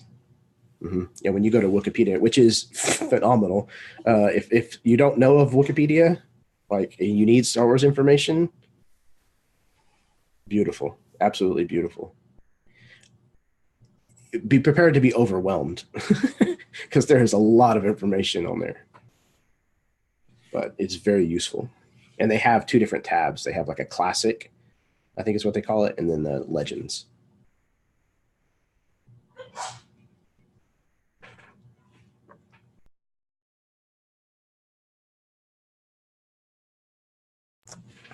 Okay. Everybody is back.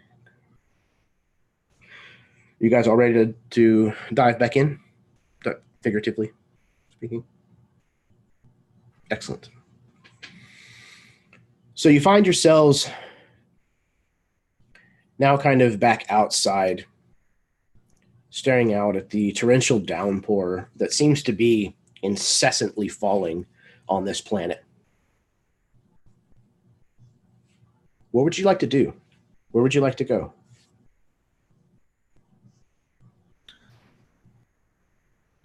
Me and Brockus found some stuff, at least 2 things. One I know exclusively, and I think Brockus knows the one that I found. I think we need to have a group meeting.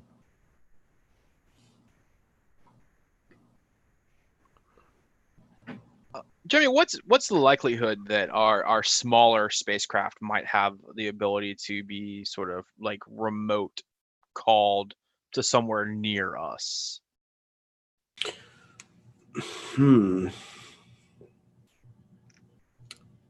That kind of strikes me as being fairly high tech. Okay. Star Wars universe, but it's not an impossibility. So let's have a roll. Let's see. This is your ship.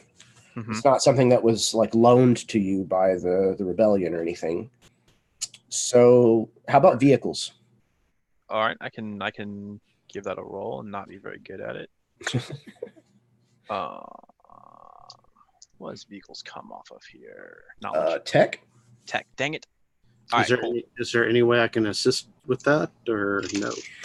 In this particular situation, because we're just kind of rolling to see whether or not something exists, I'm going to say no. How about an 8? An 8's pretty good. I don't think that it's a hey Kit, come and pick us up kind of good though. So maybe it's one of those flashy things that an ambassador uses when they're doing like an outside like park commencement type speech. So it needs like a large open area to land in. It can't like get like right up against these buildings. So we would need to find like a somewhere that's maybe not as crowded, maybe like a walkway versus next to these buildings or something. Okay, maybe you even need to secure like a separate landing pad. Okay. So I'll pop back in to the maps I pulled up and kind of like run through them real quick to see if I can find something that is either a landing pad or maybe there's like a landing pad for the trash, like the larger trash droids when they come through to collect everyone's refuge. And so like we got to go down a couple of alleys type thing to get there, and it's not the most pleasant smelling place, but yeah, if there was a underbelly to Kamino, yeah, this is where it exists. Absolutely. All right, great. I will be able to bring the ship to us to avoid having to ride the animals again, but we will have to travel to a less populous area.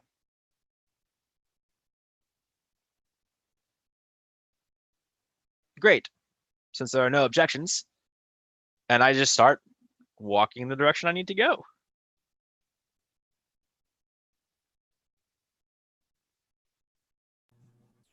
Okay, so you guys make your way down these, I hesitate to use the word shady, but Kamino shady, alleyways and whatnot till you find this open area that is used for picking up refuse. Can I tack on a small little thing here? I think something awesome. Perhaps when we're walking by, I think Old Cap, maybe like you see this this tag on the wall, like literal graffiti, and it's from back in the day during some of the fighting that actually happened on Kamino, and this was one of the places that some of the clones actually bunkered down, and like maybe it has like some sort of meaning, like that sort of like no soldier left behind, like this is our last stand type thing in this less populous neighborhood.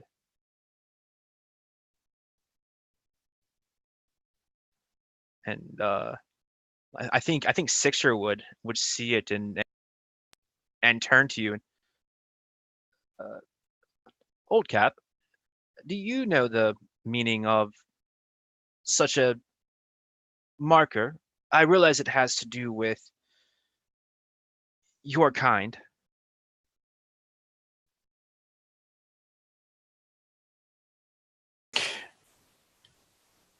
It's a hidey hole for when the numbers get too great and you pull your wounded buddies in and hide there till the fighting dies down, or you can get a med tech to you. Were you ever forced to fight here in your home? No, I left before that happened. That is good.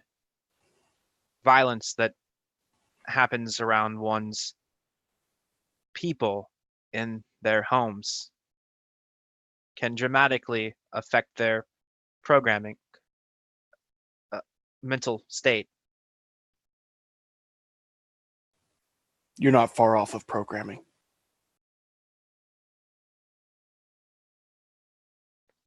And he'll kind of like nod, and then very not in his like cowboy personality, he just reaches out and sort of like pats you on the back. And you can hear like the little of his servos. You're a good man there, Charlie Brown.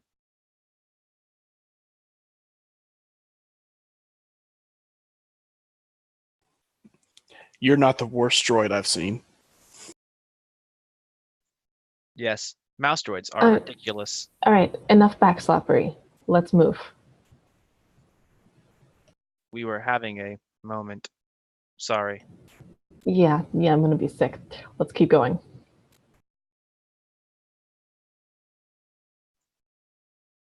So I'll push us through like the halls and the rubble, and even maybe at one point like sort of like holding stuff back so that the not ladies can pass through before we get to our final destination over here. So you make your way through these less than ideal corridors. You can see blaster scoring on the walls and things in certain places here. There's rain water that is freely dripping and running from unseen leaks. And the floor is very slick here. There's not much in the way of traction, even when it's dry. So you have to very carefully pick your way through some of these spots. But eventually, you find your way to the area that was closer to where that fire was. You're not quite to where the blaze is still burning, and you can hear emergency sirens and things wailing over in that direction. With all of the commotion going on over there, you're able to call your ship in for a landing, and it is able to come in and touch down without very many people seeing. So now that it has landed, what are you going to do? Please wipe your feet before entering. I'll head up the little gangplank into the ship. Follow behind. You didn't wipe. Oh, well. Walk in and pointedly not wipe.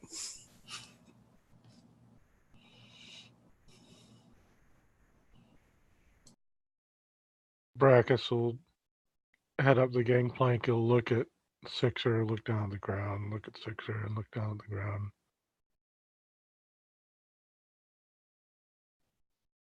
Wipes his feet and then steps in. Nadia just shakes her head at the button pushing and dramatics, wipes her feet, and walks in. You are both odd representations of your species. It is appreciated. And so I'll push the button, the gangplank will come up, and I'll go up to the front and hit the comm, and I just wanted to reach out to the security and let you know that the window washing crew has gotten all of our measurements and counts. We thank you for the visit to your very wet planet, and we'll be departing. Thank you, and please have a nice day.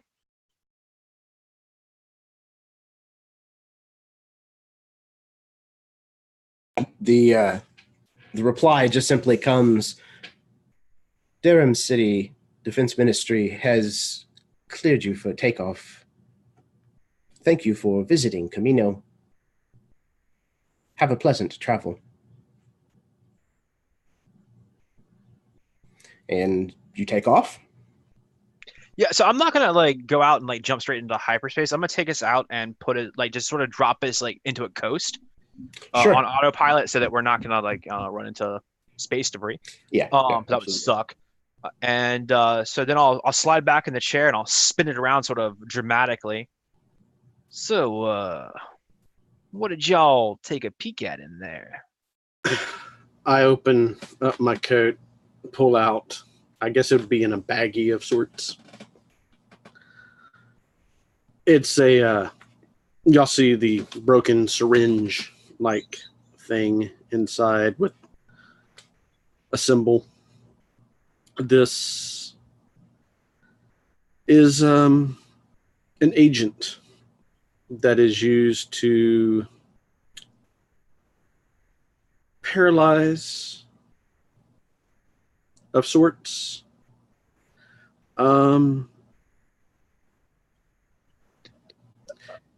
Paralyze of sorts or paralyzed? Because paralyze of sorts implies either broken spine or dead.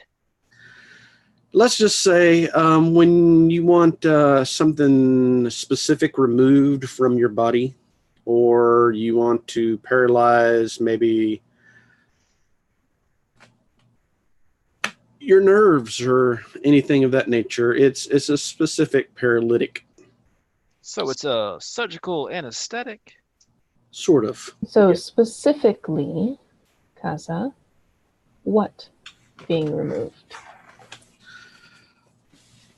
I come to a deduction that it might have to do something with what I gave Brackus. I don't know much of the Force, but this 2 and 2 thing together is starting to think that they have similarities. Brackus, would you like to show them? Rest assured, a dark side user would not need to use a coward's tool like a drug to abduct someone. I'm not talking about that. Maybe she was being influenced or something, and maybe she needed to take the drug to... You said it yourself, it's a paralytic. Yes. Why else would she be paralyzed? Well, there are many reasons that one could become paralyzed, the least of which is riding one of those beasts from the planet.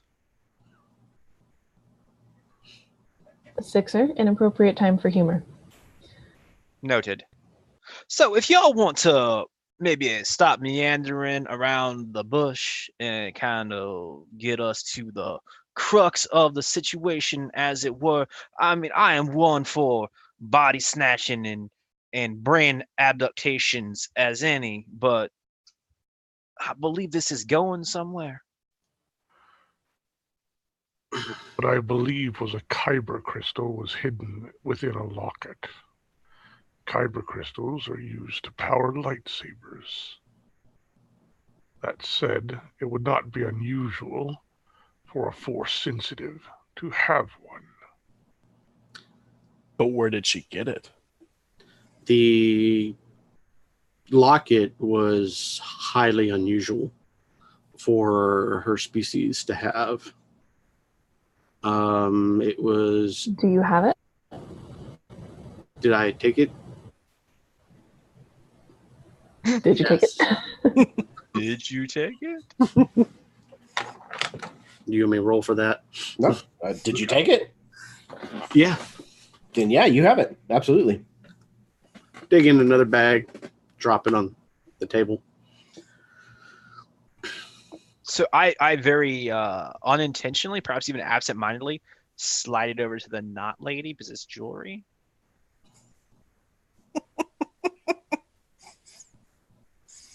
Sixer, we're going to have some talk about removing some of your nuts and bolts if you keep doing this. I slide it back towards me. So this locket was very intricate. It took me some time to actually get into it. So my thought maybe is that she didn't know it existed, or maybe she did.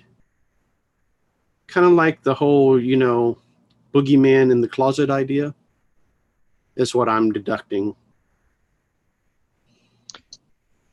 Is it possible, Brackus, that someone had determined that she was Force sensitive and sought to corrupt her? I know it is not unusual for those of that kind to intrigue their, and he literally does air quotes, young ones with puzzles. It is a distinct possibility. But again, I reiterate, one who knows the Force would not resort to something as trivial as a paralytic drug. They needn't be the same people. Perhaps two different parties interested in the girl, one of them seeking to teach her the ways of, that word does not want to be said, and the other simply looking to capitalize on a Force-using young woman. They could have paralyzed her so that she was unable to, and I play it back in the grandmother's voice when she said manipulate small objects to entertain her friends. I play it back like in her voice.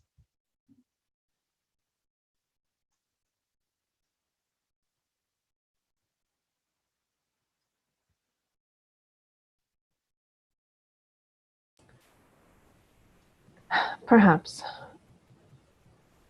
But this crystal, it's a lightsaber thing. Do we have it? Is it dangerous? I feel it might be dangerous in those who are uninitiated in the ways of the Force. Why? Crystals themselves has a way of swaying those who possess them. Yeah, but the thing is, some of us haven't already been possessed, so we're less likely to be swayed.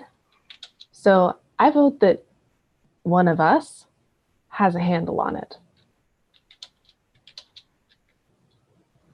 Brackus, once more, that voice in your head says, do not trust them, Brackus. They want your power. Do not let them cripple you. Again, Skywalker entrusted me in being the Force sensitive on this mission for a reason. No, Skywalker entrusted me to babysit you.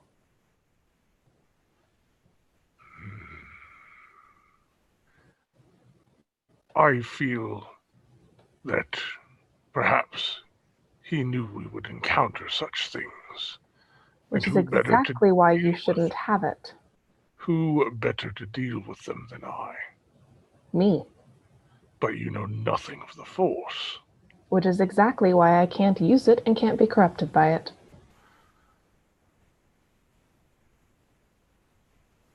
You might still actually be able to be corrupted by it, but I do think you might be a little too ornery to allow that to happen. I have learned Force techniques in order to resist such things. That's wonderful. I'm still going to hold on to it. Or you can give it to Sixer. It is very true. I could not be corrupted by either the light side or dark side.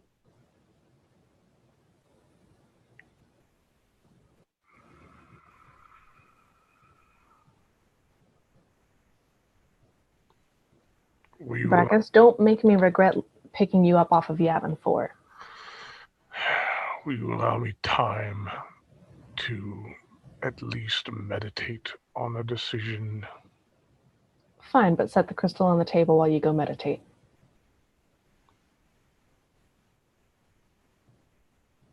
That might be wise. Because I may not know much about the Force, but I know it gets inside your head. And if you want to go meditate, that's fine, you do you. But you're not doing it around this thing that's got a whole bunch of dark energy. That seems like asking for trouble, and we've got enough trouble on our own. So many windows. Was that the appropriate time for comedy? Excellent timing, Sixer. 10 out of 10. Just a moment.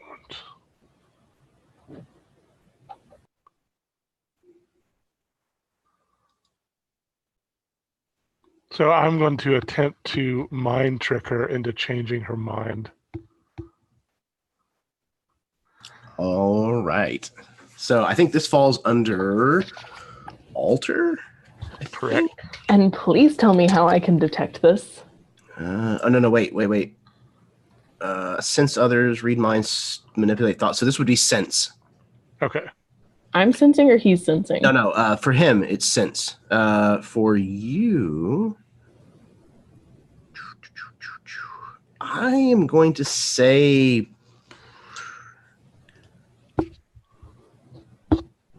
perception. So Okay. question. Mm-hmm. How do we use force points? So if you have so all of you have a single force point that you started the session with. You'll get one at the beginning of each session. You can use it one time, then it goes away. When you use that, you roll twice the normal dice that you would. Can I burn both of mine? You only have one. I have two. No, you have 2 dice in the force attribute. This is a separate force point. Yeah, I know. I have 2 of them. Oh, that's right, because it's equal to your dice in force, isn't it? Yeah, force sensitive. Okay. You have a connection. You have +1. Yeah. Yeah. You can. I don't think you can use both at once. Okay. All right. That's I fine. think you can only do one per roll or whatever. So it would be a total of 4 dice for me if I have 2 in sense, correct?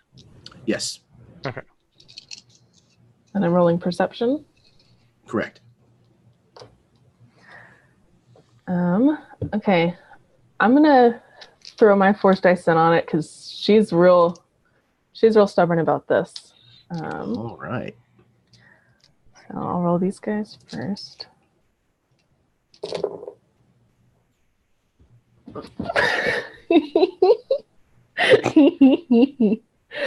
She sounds like the robot from Johnny Five. Short Circuit. That's what it's called.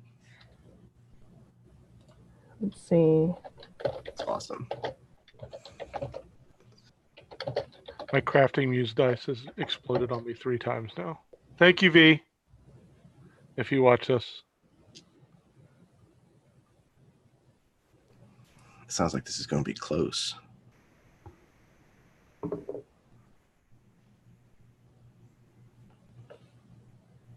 Okay, I have Brachus's number.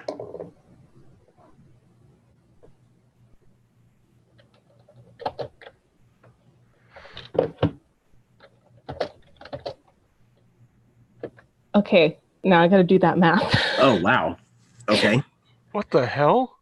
18. How are there that many D6s? Looks like several of hers might have exploded too. 18, 20, 26, 31. Wait, are we supposed to explode anything other than the force dice? No, just the force die. 18, 20. 31.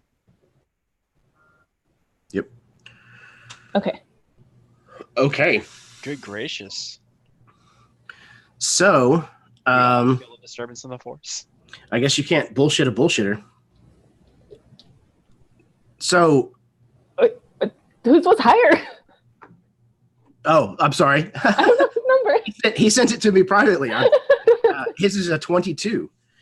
So, you extend your influence into the force, Brachus, and try to kind of lay this veil over her mind. But Nadia, for one reason or another, maybe this is not the first time that this has happened to you. I don't know. You're not fooled by it for a second.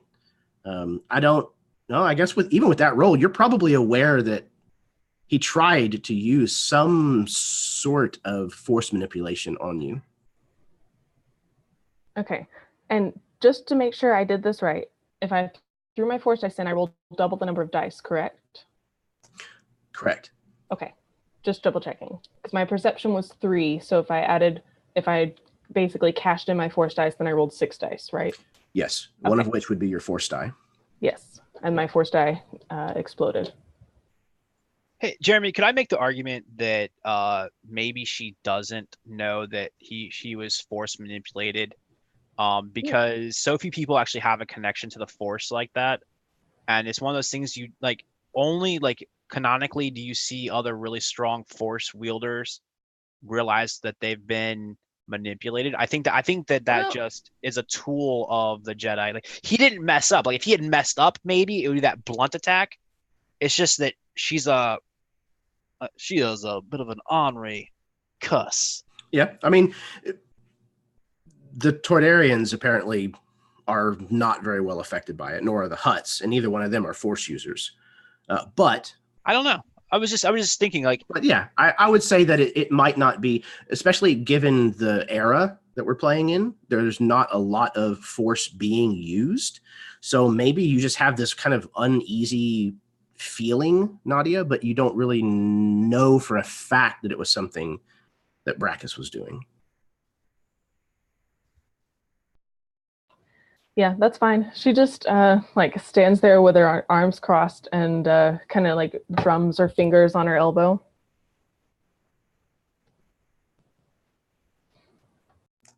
I would say, Brackus, it's very evident to you that it didn't work. He reluctantly sets it on the table.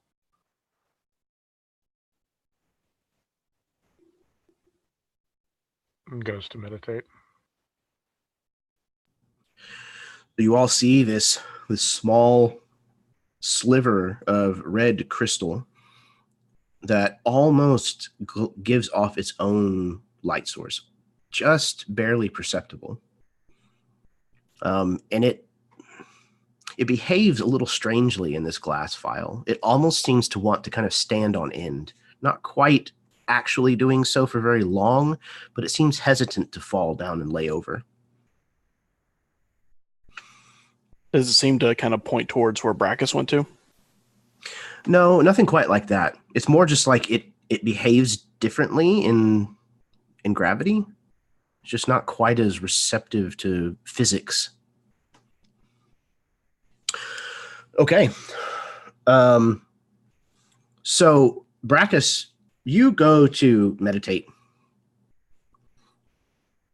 What are the other four of you doing as Brackus has kind of isolated himself? I'm looking at the vial or the syringe and looking at the symbol and thinking where would be the closest place to pick up something like that here at. It's possible that some of the Poulos material might have made it here, but this is stuff that they're fairly protective over. So your guess is that there's another handler similar to yourself that must have been here at some point. Closest port, whatever you want to call it. I suggest we look up Gemini. That was the last club she was seen in. Ah, yes. This stuff does appear at clubs often.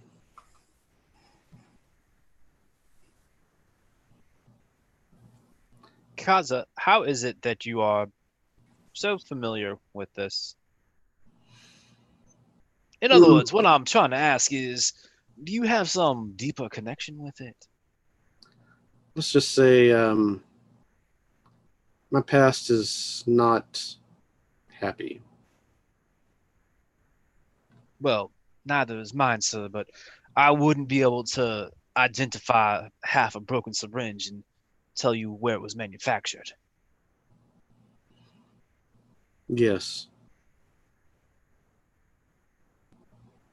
Good answer.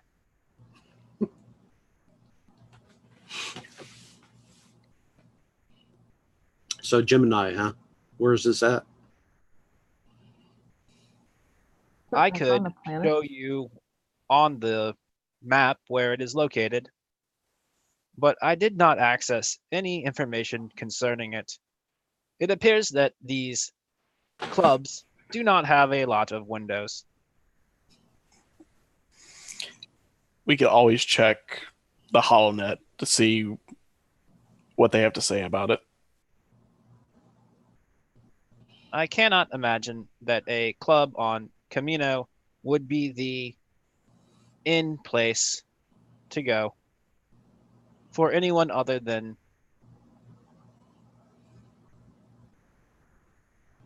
these people.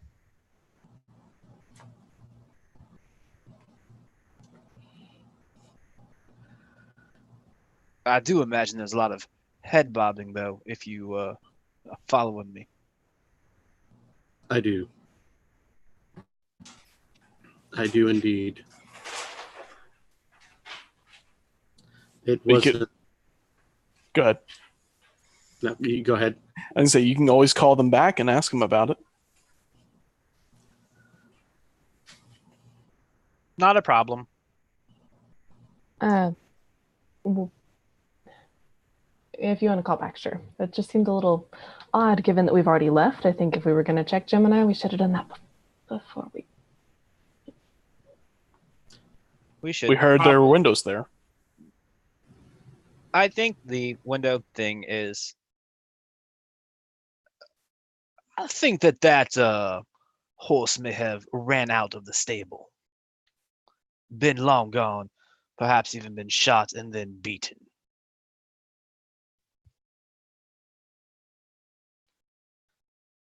In other words, it was a terrible ruse. Now, so looking forward for us being called the window washers.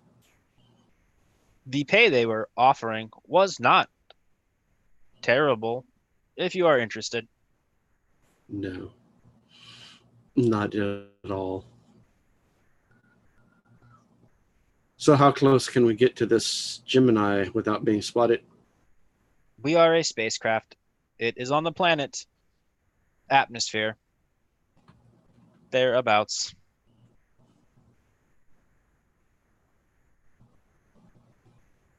But her grandmother did make a point to say that had outsiders become entangled as we are, that perhaps she is no longer on this planet.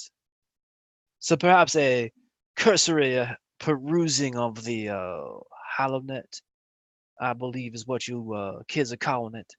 Perhaps we could do that and see if it's even worth us taking a jaunt back down there. Is my voice improving at all? Still a bit jarring. I'd go for a more subtle transition, but it's all right. There is also this. Nope. Go back. Go back. Understood.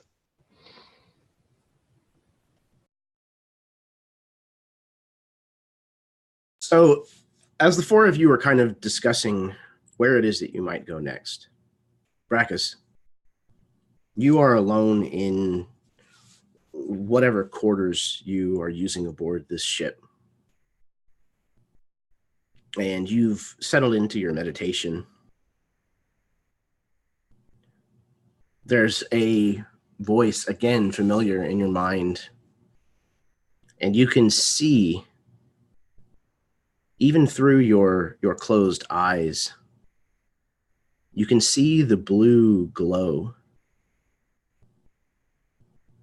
from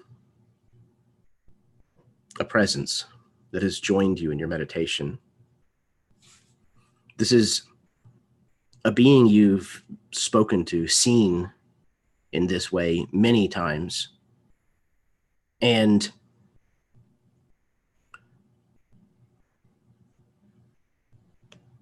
the voice, the being, the presence stands there, not saying a word for several long moments.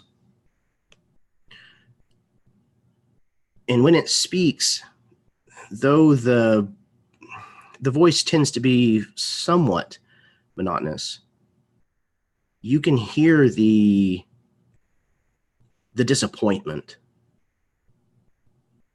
that lies as an undercurrent.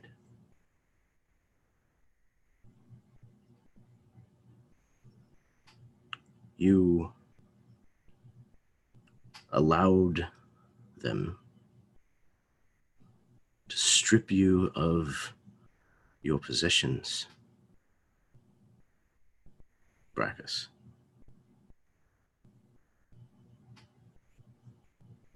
How did you let that happen? It is but a temporary setback, Lord Kuhn. Rest assured, I will regain it.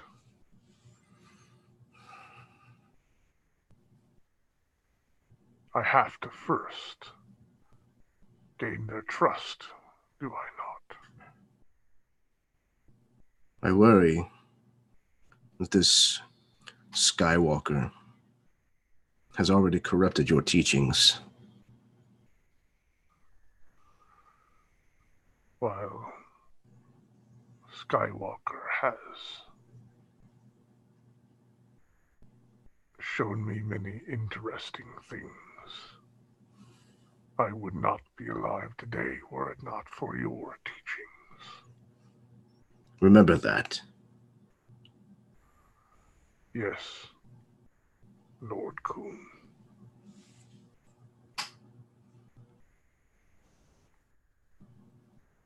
Your thoughts grow quiet as you are left to your own meditation.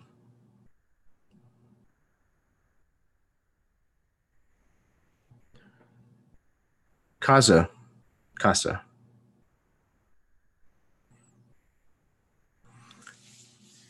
I think we find you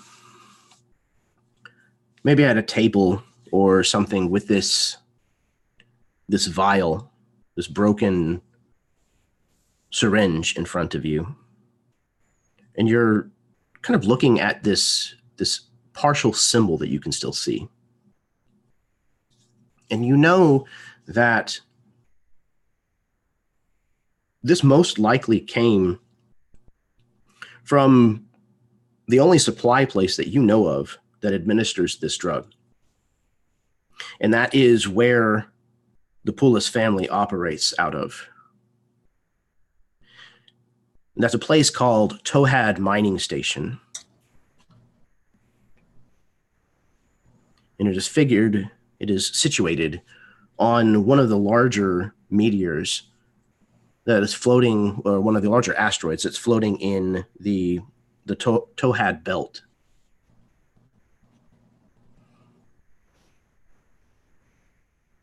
You know, it takes some time to get there from where you are currently. But as far as searching what you know about this and where it might come from, this is kind of where your mind kind of keeps kind of circling back to.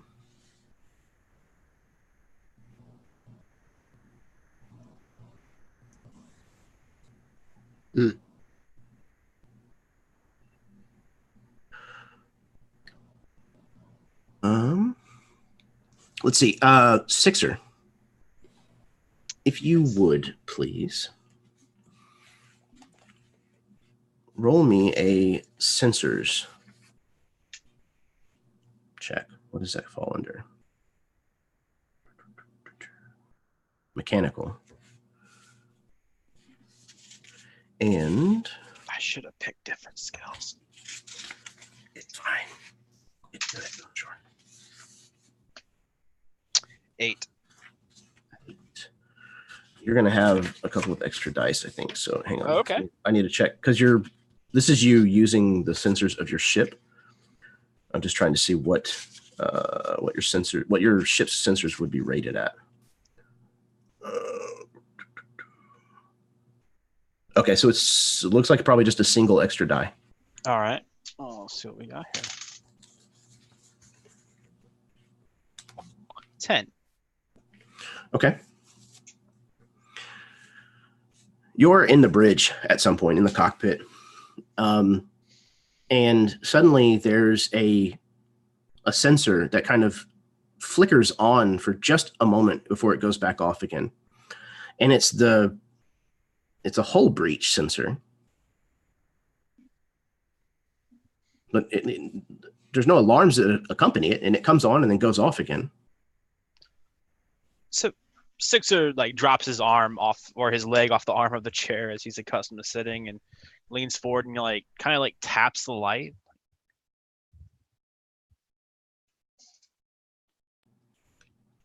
Light doesn't come on, but as you kind of tap on it, there's another sensor that kind of lights up on the other side of you.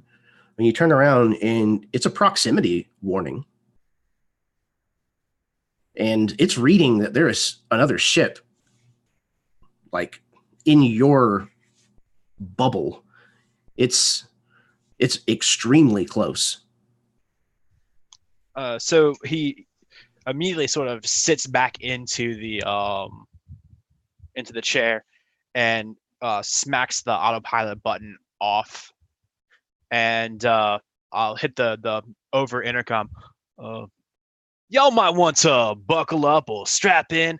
I believe we have company, and they may have just hit our hull with some sort of sensor. So I'm gonna be dive, dive, dive, and I just like because no one's ever under you, right? I just like slam the yoke forward, and the ship's just gonna go boo.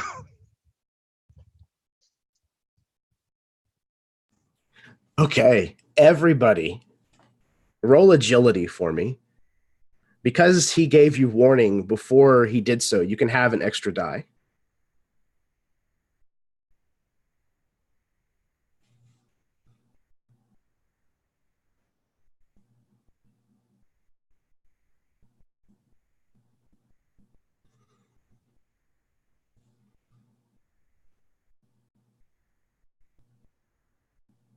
$10, $19, excellent.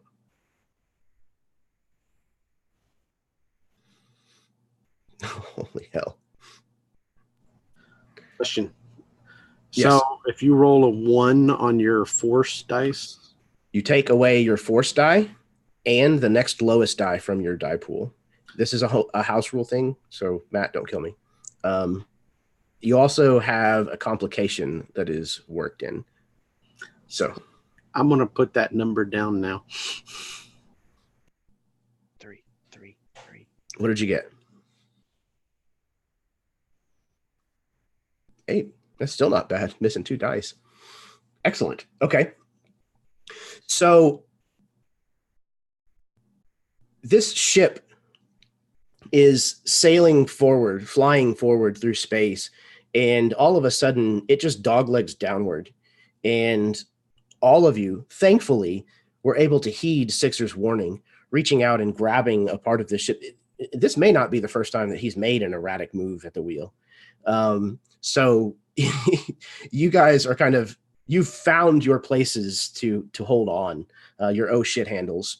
And you reach out and grab a hold of them as this thing pitches like straight downwards, downwards in a relative term, and just keeps going at the same velocity that it was traveling at before. You notice that this ship is still tailing you. It's now corrected course and is following you. And there's no doubt in your mind that something was shot from this ship and hit your hull.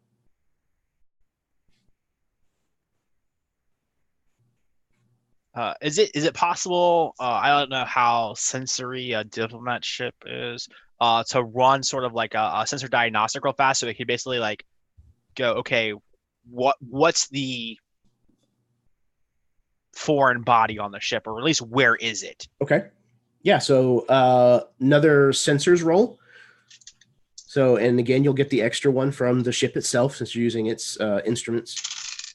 I'd also like to reach out in the force and try to determine if we're being boarded. Okay. That'd be SIDS. Yeah, I think so. And while they're doing that, I'm heading to one of the turrets if we have them. Whatever the part that makes it go boom. Total of 6. It's ridiculous. 6. All right. Okay, so yes, this ship is known as the Gift, correct, Sixer? Yes. Okay, and it has a single laser cannon mounted on top in the center.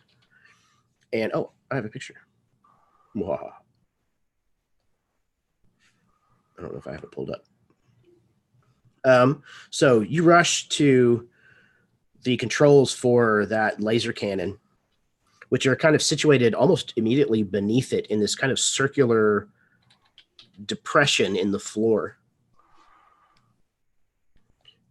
Let's see. I lost the chat window when I'm... There we go. Okay. Braxis, you reach out, extending yourself out into the force, and you feel the resonance of a being that has ill intentions. Maybe not in this moment, but this is not a good person who is following you.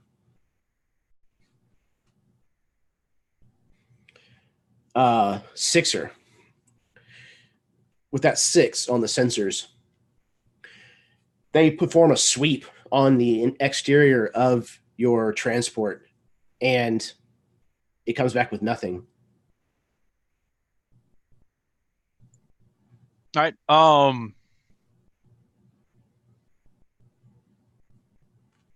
So realizing that we're still being tailed, and even with the abrupt drop down, it doesn't really look like the ship that's tailing us has lagged any. Like they've been able to course correct pretty efficiently, it seems so far. Yes. And I've never seen this kind of thing in Star Wars, but I would imagine that some of these ships probably have like cameras so they could like show a holo projection of what's following you. The rearview mirror. Yeah. Yeah, effectively. Okay. And this is not a top of the line ship that is chasing you, but this is a much newer ship than yours, and it is very agile. I'm gonna shoot it. Okay, so we are going to go into initiative. As we're going into initiative, I'm also going to flip our transponder over to something that has maybe like a Coruscant or origin, like something that's not us at all. Just try to, so that the ship would broadcast a different radio ID. And that's probably more out of paranoia and reaction of being a novice smuggler than it is hoping it actually does anything. Right. Okay, sure. You're putting on a disguise, putting on a disguise is not the right thing to do when you're already being followed. But okay, so everybody, go ahead and roll your perception, if you would, please.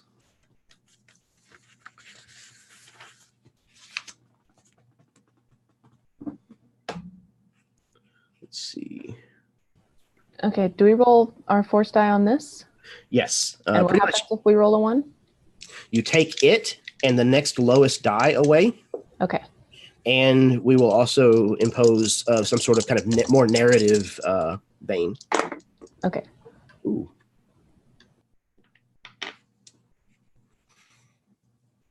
Okay, I got a question.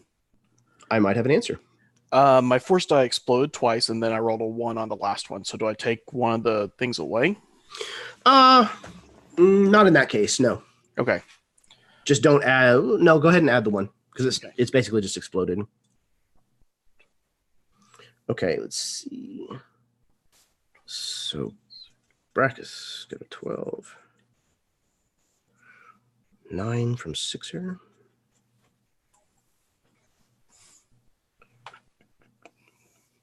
3 from Casa. Old Cap got a 19.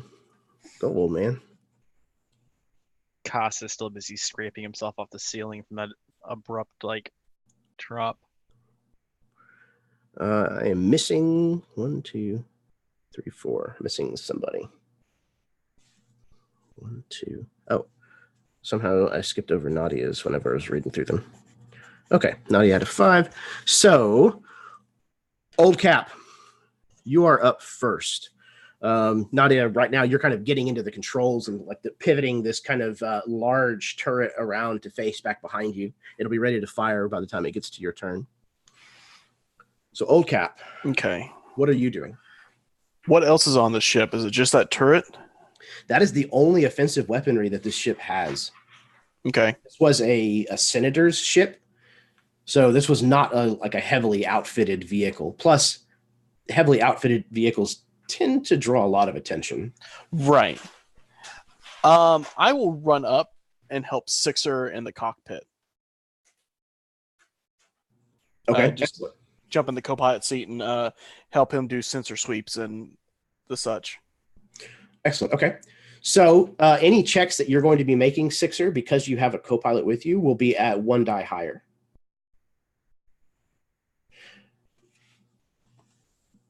Okay. Brackus, it is your turn. So immediately he sort of very martial arts style leaps up from his kneeling position and pulls his vibroblade out of his scabbard that's back in his cloak, and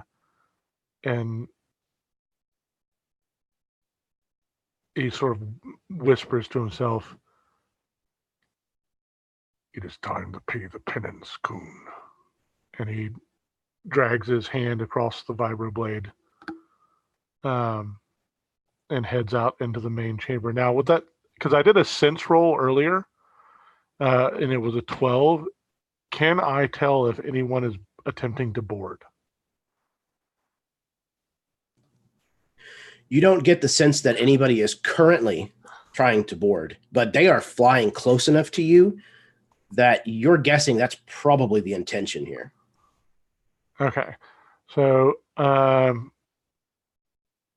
I tell wherever the thing that impacted us was? What did you get on your check again? It was a 12 on sense. Okay.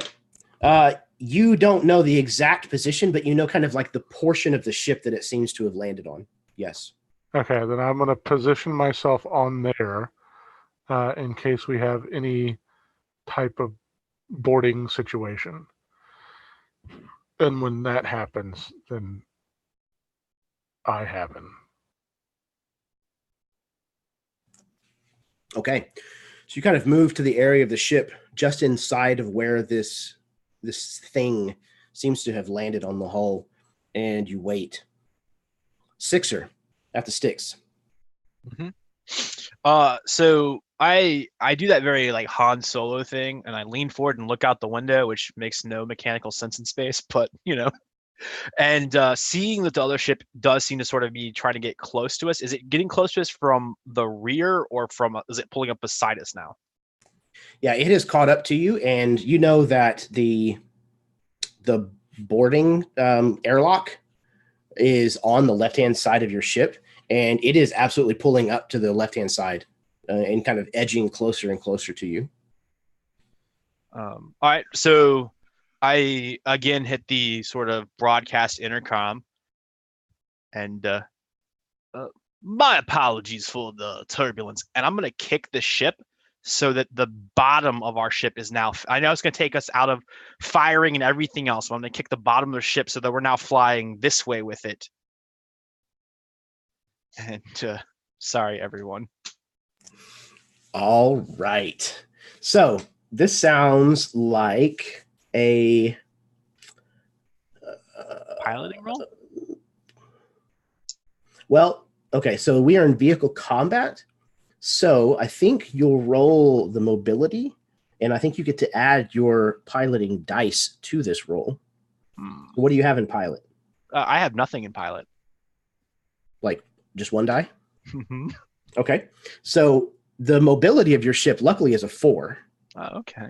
So you're going to roll 5 dice plus the one that Old Cap is giving you. So you'll get to roll 6 dice in this situation. All right. So I will be rolling 4 dice because my first die was a 1. Ooh. All right. And it's the next lowest that it takes off. Correct. Right? Yeah. Okay.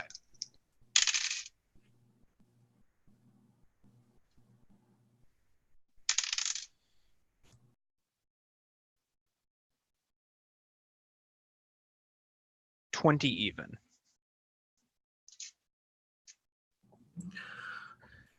Fantastic. Okay. So yeah, with practiced ease, you kind of slide up sideways and show your cannon side towards. Do you show the bottom or the cannon side to this ship? So So what I had said was I was going to show the bottom side because in my brain that's the more armored side, because But I guess dramatically, it's way more awesome to turn the cannon towards it and let Nadia do something. So if you're cool with me retconning that, I'm gonna spin it so that we're that way. Absolutely.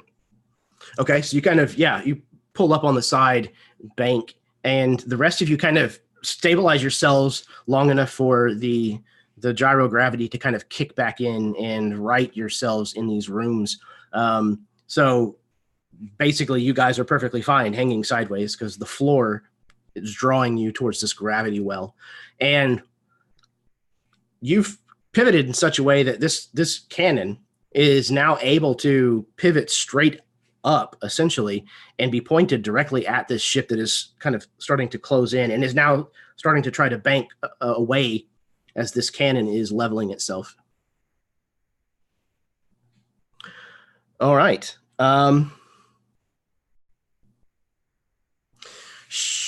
This other pilot is going to attempt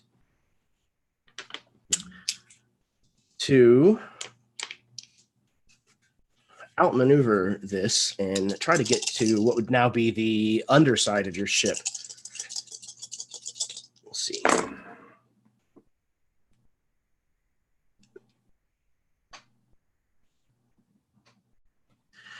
But is not able to do so. This ship kind of swings under, but is not able to get close enough to you as you kind of continue to roll away from it. Nadia, it's your turn. So I think narratively, Nadia kind of had the shot lined up, and then that kind of forced destiny die kicked in, and the whole ship rolled over. She's like, Sixer! And so she has to completely readjust her shot. What do I roll for that? Okay, so this is going to be a firepower from the ship, which is 2 die, but you also will be able to add gunnery, which is under mechanical. Okay. Okay. What? I need like one more D6. Yeah, this game takes a lot. Yeah.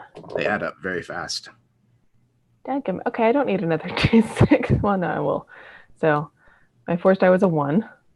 All right. But then let's get that. Okay. Even with that, it's 16.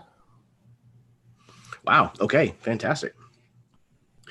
So the complication from the 1 is you fire this shot and it's going to throw you guys off course. And it's going to be difficult for Sixer to kind of get you back on track. But that is absolutely going to hit this ship. So you're going to roll a whopping 6 dice for damage. Ooh. And you can roll the force die with this one, but it won't have an effect. Okay. Well, okay, no, it will. It'll explode or take away, but it won't have the narrative effect. I'm rolling 5, you say? 6. 6. Okay. I only have 4, so I gotta roll in sets. Okay, so that's 17 with those 4. And 5 more is 22. There's just that boom as I think it's like a laser turret. Yeah, it's a laser cannon. Oh, the laser, yeah, it's the boom, and you feel the shockwave reverberate through the whole ship, and it goes. "Yeah." Yeah, this cannon is mainly designed to kind of fire across like the top of this ship, and so like you had it like peaked way up, and so when it kind of has this recoil, very similar to like the ones on the Death Star as they kind of like go in and out. So this thing kind of ricochets, ratchets backwards like that, and when it does, yeah, the whole ass end of the ship just kind of like has to kind of like kick into the thrusters into like high gear to try to correct for this crazy amount of inertia. The shot flies out and it impacts this ship, and you see the ship's shields just completely fizzle, and this thing just kind of like settles into this derelict kind of coast, as it's very obvious that it's completely and totally fried. It didn't blow up, but it's dead. And that is how it's done. Do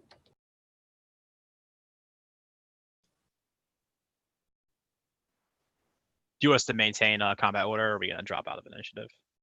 No, you're back to freeform now. All right. Let's go get him. Yeah, I assume you announce on the comm link that that it's sort of derelict at the moment.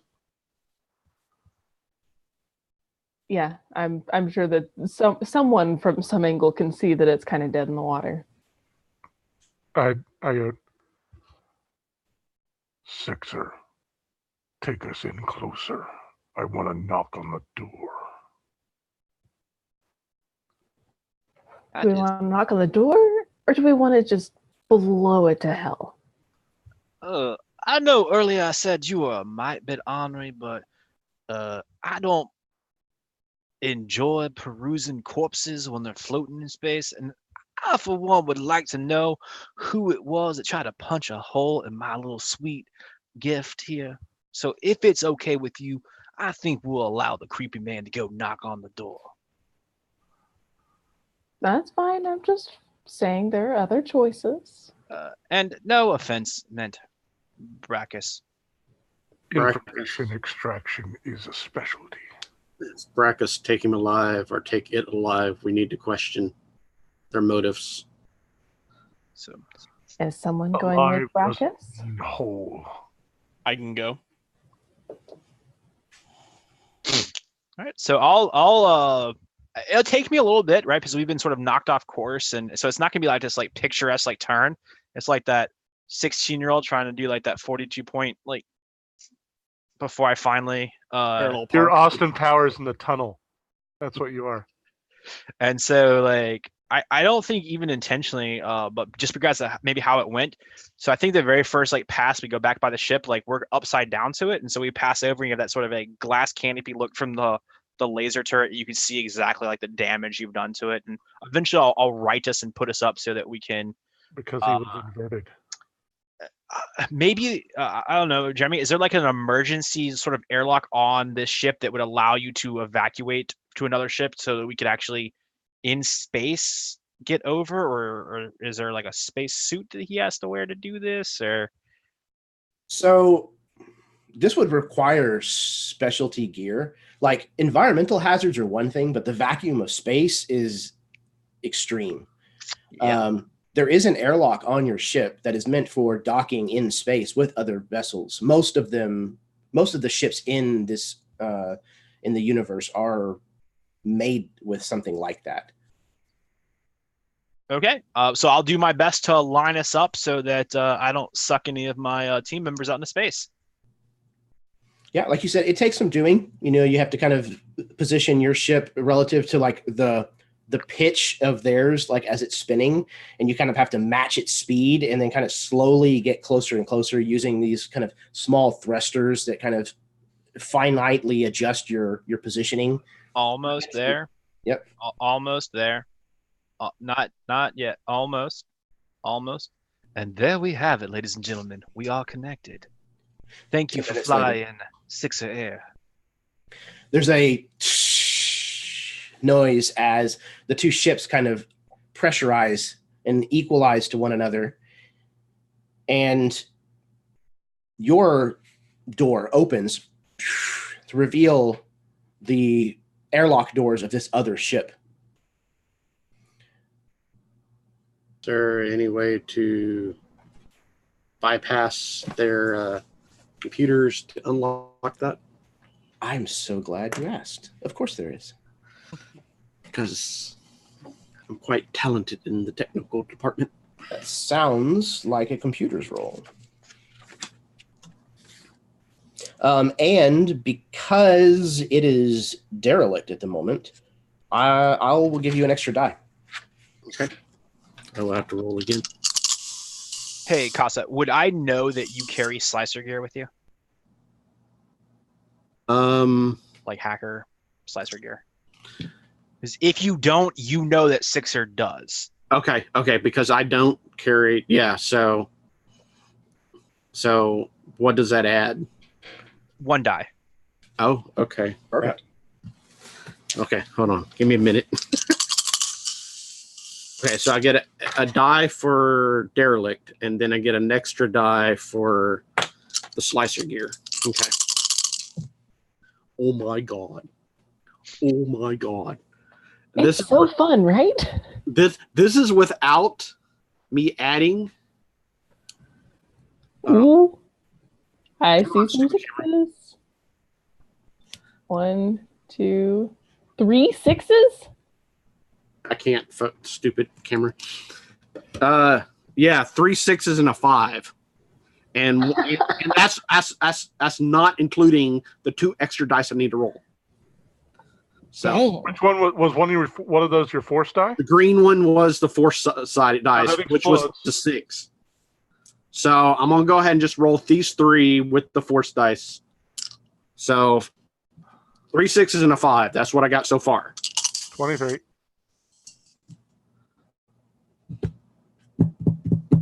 2 more 6s and a 2 on the force dice.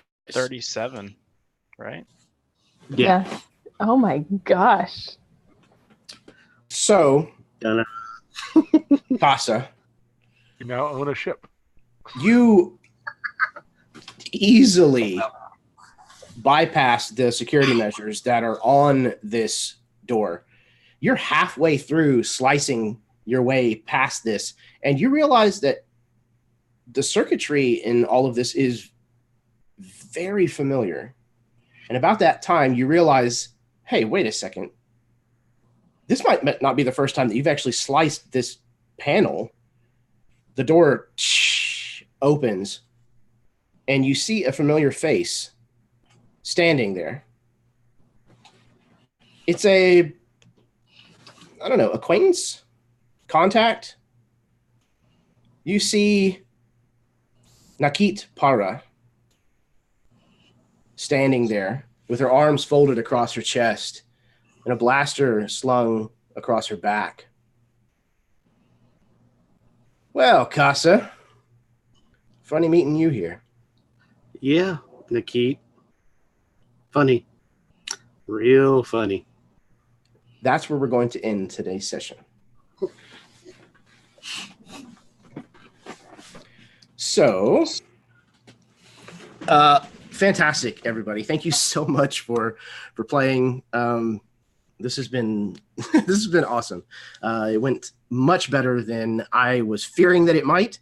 Having so many new things that I was trying to do for the first time in this game, and it was in no small part thanks to you guys. One of the things that I failed to do during the course of the game is assign character points. So I am going to do that now. Each one of you earned 3 character points for this session. You can spend them in between sessions to effectively level, to get better at your character's skills and attributes and things like that. Some of them are a little expensive.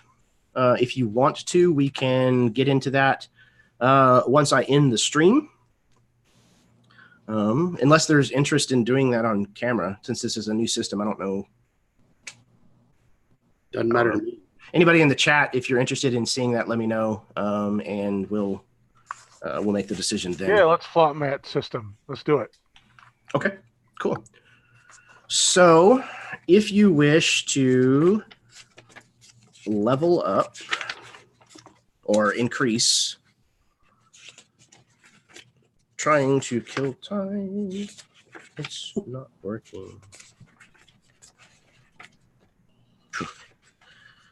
Where is it? All right. If you want 14. Somewhere. Yeah, right. So we started with 5 character points, right? You did, yes. Okay. You start with 5, and they will stay the same. They won't reset. No, we started with Page 5. 14, I think, was said, Jeremy. Yep. Oh, thank you. I thought you guys were just being smart asses. No, someone else said 14, and it's legit. So we started with 5 and we got a 3 more, right? Correct. So now you guys are at 8. 5? Oh, Cool. okay. I Yeah. missed that. I missed that too. That's why I was asking. Sorry, yes. Every Yeah. character starts Matt, with put that in 5. big letters. Okay, cool. So you all started with 5. You are able to spend them during the course of the game. It allows you to add an extra die to any roll that you make other than damage, I believe. But it is also your XP pool. So it's something that you probably want to be a little bit careful with. Let's see. So spending them in order to improve your character. If you're trying to upgrade a skill, it's going to cost you 3 times your new dice code. So if you're going from a 2 to a 3, the cost is going to be 3 times 3. So it would be 9 character points. Wow. What if we don't have the skill at all? Can we go ahead and... So all of your skills, all of your attributes start at 1D. Yeah, okay. Which means that each of your skills by proxy starts at 1D. So the minimum to go from 1D to 2 would be 6 points. 6 points. Okay. If you wish to increase an attribute, which is going to be unlikely, that costs you 6 times the new dice code that you're going to. You can also spend 3 times the new dice code or the defense rating to add an extra die or a +1 to gear or vehicles, things of that nature. So if you wanted to add an extra die to your blaster, then depending on what it goes to, like if it's a 5 to a 6, that would be pretty expensive. It would be 18. So it's hard to do, but it is possible. And then last but certainly not least, you can unlock the Force with 20 points. I went ahead and put a die in search since I didn't have one. So, and that makes great sense. You did a lot of investigating and looking around during this session. I figured I got that computer thing already covered. For certain. Jeebus, that was nuts. That was a big roll. It was a very big roll. Even for this game, that was a big roll. Yeah. But it was wild because for a while there I was thinking maybe I should switch dice with that Force dice, but it was one extreme to the other. Mm-hmm. It was like, so I'm like, okay, I'm going to leave it. So awesome. Interesting. I don't think I have anything I can improve because I started as a human, so I start automatically with 2D in every category. That's a fair point, yeah. And so going from 2 to 3 takes 9. So I don't have anything at the lowest level that I can improve. That's true. Yeah. That's interesting. That's an interesting note. So Matt, if you're still watching, I can't improve. So how does that? So if you're human, you start with 2D in every category. Correct. Yeah. So I got a 3D in perception, but I don't have anything in search. So would that still cost 6? No, you do. So you use your base one. Yeah. So you're looking for what it would cost you to improve. You're also human, right, Casa? So Yes. Okay. It- So you're looking what it would be to improve from a 2 to a 3? No. Did- Like I have nothing in search. David, if you Yes. go to the page 8 in Page the 8. document, Yep. you'll see all the Okay. attributes and skills. And Yep. so each attribute, Dex, Knowledge, Perception, has skills Mhm. that fall underneath it. And whatever your attribute is, so with a human, you start at 2D. All Mhm. the skills under there start with 2D as well. And you can add skill points for more to up it. So you were crippling yourself this session. You had at least 2D in every skill. Yeah. No, I did. I mean, I got perception 3D because of my background. Mhm. Move perception up 1 dice. So Right. I was rolling that, but I was going to put an extra one in search. Okay. But Right. you were rolling at least 3 for search, right? Yeah, as base because I didn't have any skill points in. Okay. Yeah, like I like dexterity is mine is also 3D because of my class, but I went ahead and I took throw, so I put an extra so mine is 4D. So how do Yeah, you that get makes sense. what is it when? So is it still 6 points for like any skill, or is it 3D 3 times? So it's your dice code is always has your attribute figured in. Oh, attribute. So it'd be 3 times what? So if your search is currently 3D. 0. Oh, so it's 2D. Well, it's 3D with perception. Yes. Okay, so it's 3D. So you're going from 3 to a 4. Now I'm going. Well, yeah, I guess. Yeah. Okay. To increase it by 1, if it's base 3, Yeah. making it into a 4, and that would be 12 points. Okay. Now I'm okay. I get it now. Yeah. Okay. So no, I cannot spend that.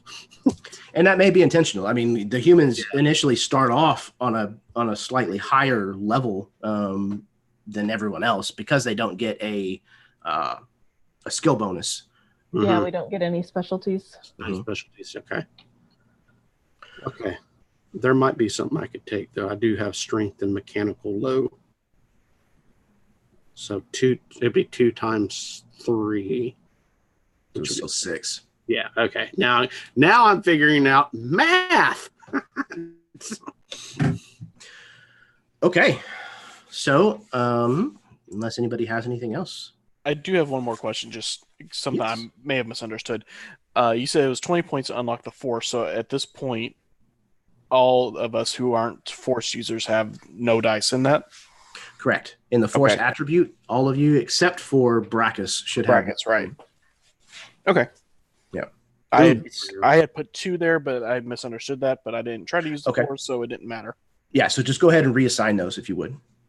Just where. No, I did it as a like the just base as a stat. baseline to everything. Got it. Gotcha. So upgrading a weapon, you said, how is that done mechanically? That is whatever dice code it's going to. So if you have like a holdout blaster that does 3 die damage and it's going to 4 die, it would cost you 12 points. But this is the next die code times 3. Okay. Can we technically do that for grenades as well? yeah, I don't see why not. Okay. Grenades are 3 die anyway, so I don't have enough points for 12. Yeah, a lot of the weapons have a pretty big dice code starting off. So I think it's meant to be kind of difficult to upgrade them. Yeah. Now, would it be just for that grenade or for all grenades you use at that point then? I would say it would just be for that grenade. Okay. So intimidate or stamina? Stamina does have to deal with your defenses. It's hard to turn that down. Yeah. Just stand behind me. I'm a giant bag of beef. Like my soak is 20. Wow. I thought my soak was high at 12. Yeah, my stamina is 6. 3 times that plus my light armor is 20. This game, it gets swingy. The range of numbers that it can cover is vast. For Yeah, sure. that was one of the interesting things about West End games, and even with Matt simplifying it. One of the things I do just a commentary on the system as we've been using it. One of the interesting things is so if you look at the target number suggestions that are on page 15, a very difficult knowing classified intel, translating ancient text is a 25, a heroic, a 30, leaping great distances, and fixing severe damage. One of the things I noticed tonight was a lot of people were getting into that 20 range often because of the exploding force die, which is interesting. So I wonder if, as a mechanic for using it, if maybe it only explodes that one time, but if you spend a character point, that die can explode multiple times, because that's costing you a resource to do, right? And it was just a thought, because I was looking at it and I was like, man, we had like some 36s tonight, which is like the heroics, the top end of the scale. And I understand West End games, it does that. Like there'll be times where you're like, all right, here's my entire bag of dice, sugar, and it just happens. But I didn't know. I really enjoyed it. I thought the flow was nice. I like the exploding because it does sort of give you that swashbuckling cinematic feel, which is very nice. I love the idea of the penalty on the one taking away the next high or the next lowest die also. I think that's a really great idea, because I think again that sort of is that Han Solo moment, everything's fine here, we're all good, how about you, and then smashing it, right? Like that's that force die messing you up. So that's I don't know, it was a lot of fun. I'm interested to see how that works when we get into combat, like actual like person to person combat, because if damage dice are if we're gonna roll as hot there as we are, Yeah. One of the things that I noticed whenever I play tested this with some friends was it was very, very, and we didn't do the exploding die. It was very easy to arrive at a situation where it was impossible to hit a character, or where it was impossible for a character to miss another character. So I added the exploding die and the subtracting die in there to try to help balance a little bit of that out. You guys rolled incredibly well with those exploding dice this evening, way better than I anticipated it doing. So yeah, I think that's a pretty good suggestion, is kind of limiting it to just one single explosion. If you're ever at a con and you see V the crafting muse, get one of her dice, because this thing exploded 5 times tonight. Yeah. Awesome. Yeah. And it might be something where like maybe they explode once on attack rolls, but that don't explode for damage. Yeah, that may be a good way to handle that. Yeah, I think again that's that idea that you can get that lucky shot, so having that extra plus 6 points of damage is pretty great. But if you do your stamina times 4, you're dead. So who's got the highest stamina? Brock is probably, right? What's your stamina right now? 6. So 6 times 4 is 24. So if you're rolling a 4-die-6 weapon and that 6 explodes, you can hit, 30 potentially? It's how much and you're dead? Because really 4 times stamina. Yeah, look, if a bird poops on me too hard, I'm out. Yeah. My stamina is 3. This game is very lethal. Taking cover is a huge right benefit. Oh, but you also have to factor in your soak too, right? But yeah, my whopping soak of 9. Hey, mine too. No, 5, I think. Oh, wait. I gotta look. My soak is 5. It's 3 naturally plus 2 for my armored jacket. Okay. So my soak with my wound threshold is 26. You're never dying, and how's your soak 26? And you're gonna run into a wall. My soak is 20, and then with my wound threshold of stamina is an additional 6, so that's 26 total. Goodness gracious! Because what your soak is 3 times stamina plus armor. That's amazing. So my soak is 12 then. I've got 4 stamina. Right. And then you don't have any armor? No, I couldn't afford it. So 12. I'm 11. 9. I went ahead and put that one in the stamina. Probably not a bad idea. And Yeah. your stamina is a 5, Brackus? 6. Good gracious. Okay. So, All right, cool. yeah, everybody. Thank you very, very much for tuning in. Those who listened this evening or who may be watching in the future, it's very, very appreciated. And in 2 weeks, we will have episode 2, which will be called Attack of the Clones. No, that's That was taken oddly enough. it was copyrighted. Yeah. I can't remember what I called it, but it'll be there somewhere. We'll get there. So yeah, it'll be here in 2 weeks, and 2 weeks after that, you'll see episode 3. So be sure to tune in to catch the rest of the saga. You guys, thank you very, very much for playing this evening. I had a blast, and you guys absolutely grabbed the ball and just ran with it. And I couldn't be happier right now. So if there's anything that you want to say before we sign off, go ahead and do so now. And then we'll put a bow on it. Call it a night. Yeah, everyone message Jeremy and tell him how this needs to be a long-term campaign. Yeah. Yes. Most definitely. Message it, blow him up on Twitter and Facebook and in the AbTab group, guys. Come on, do it. Please.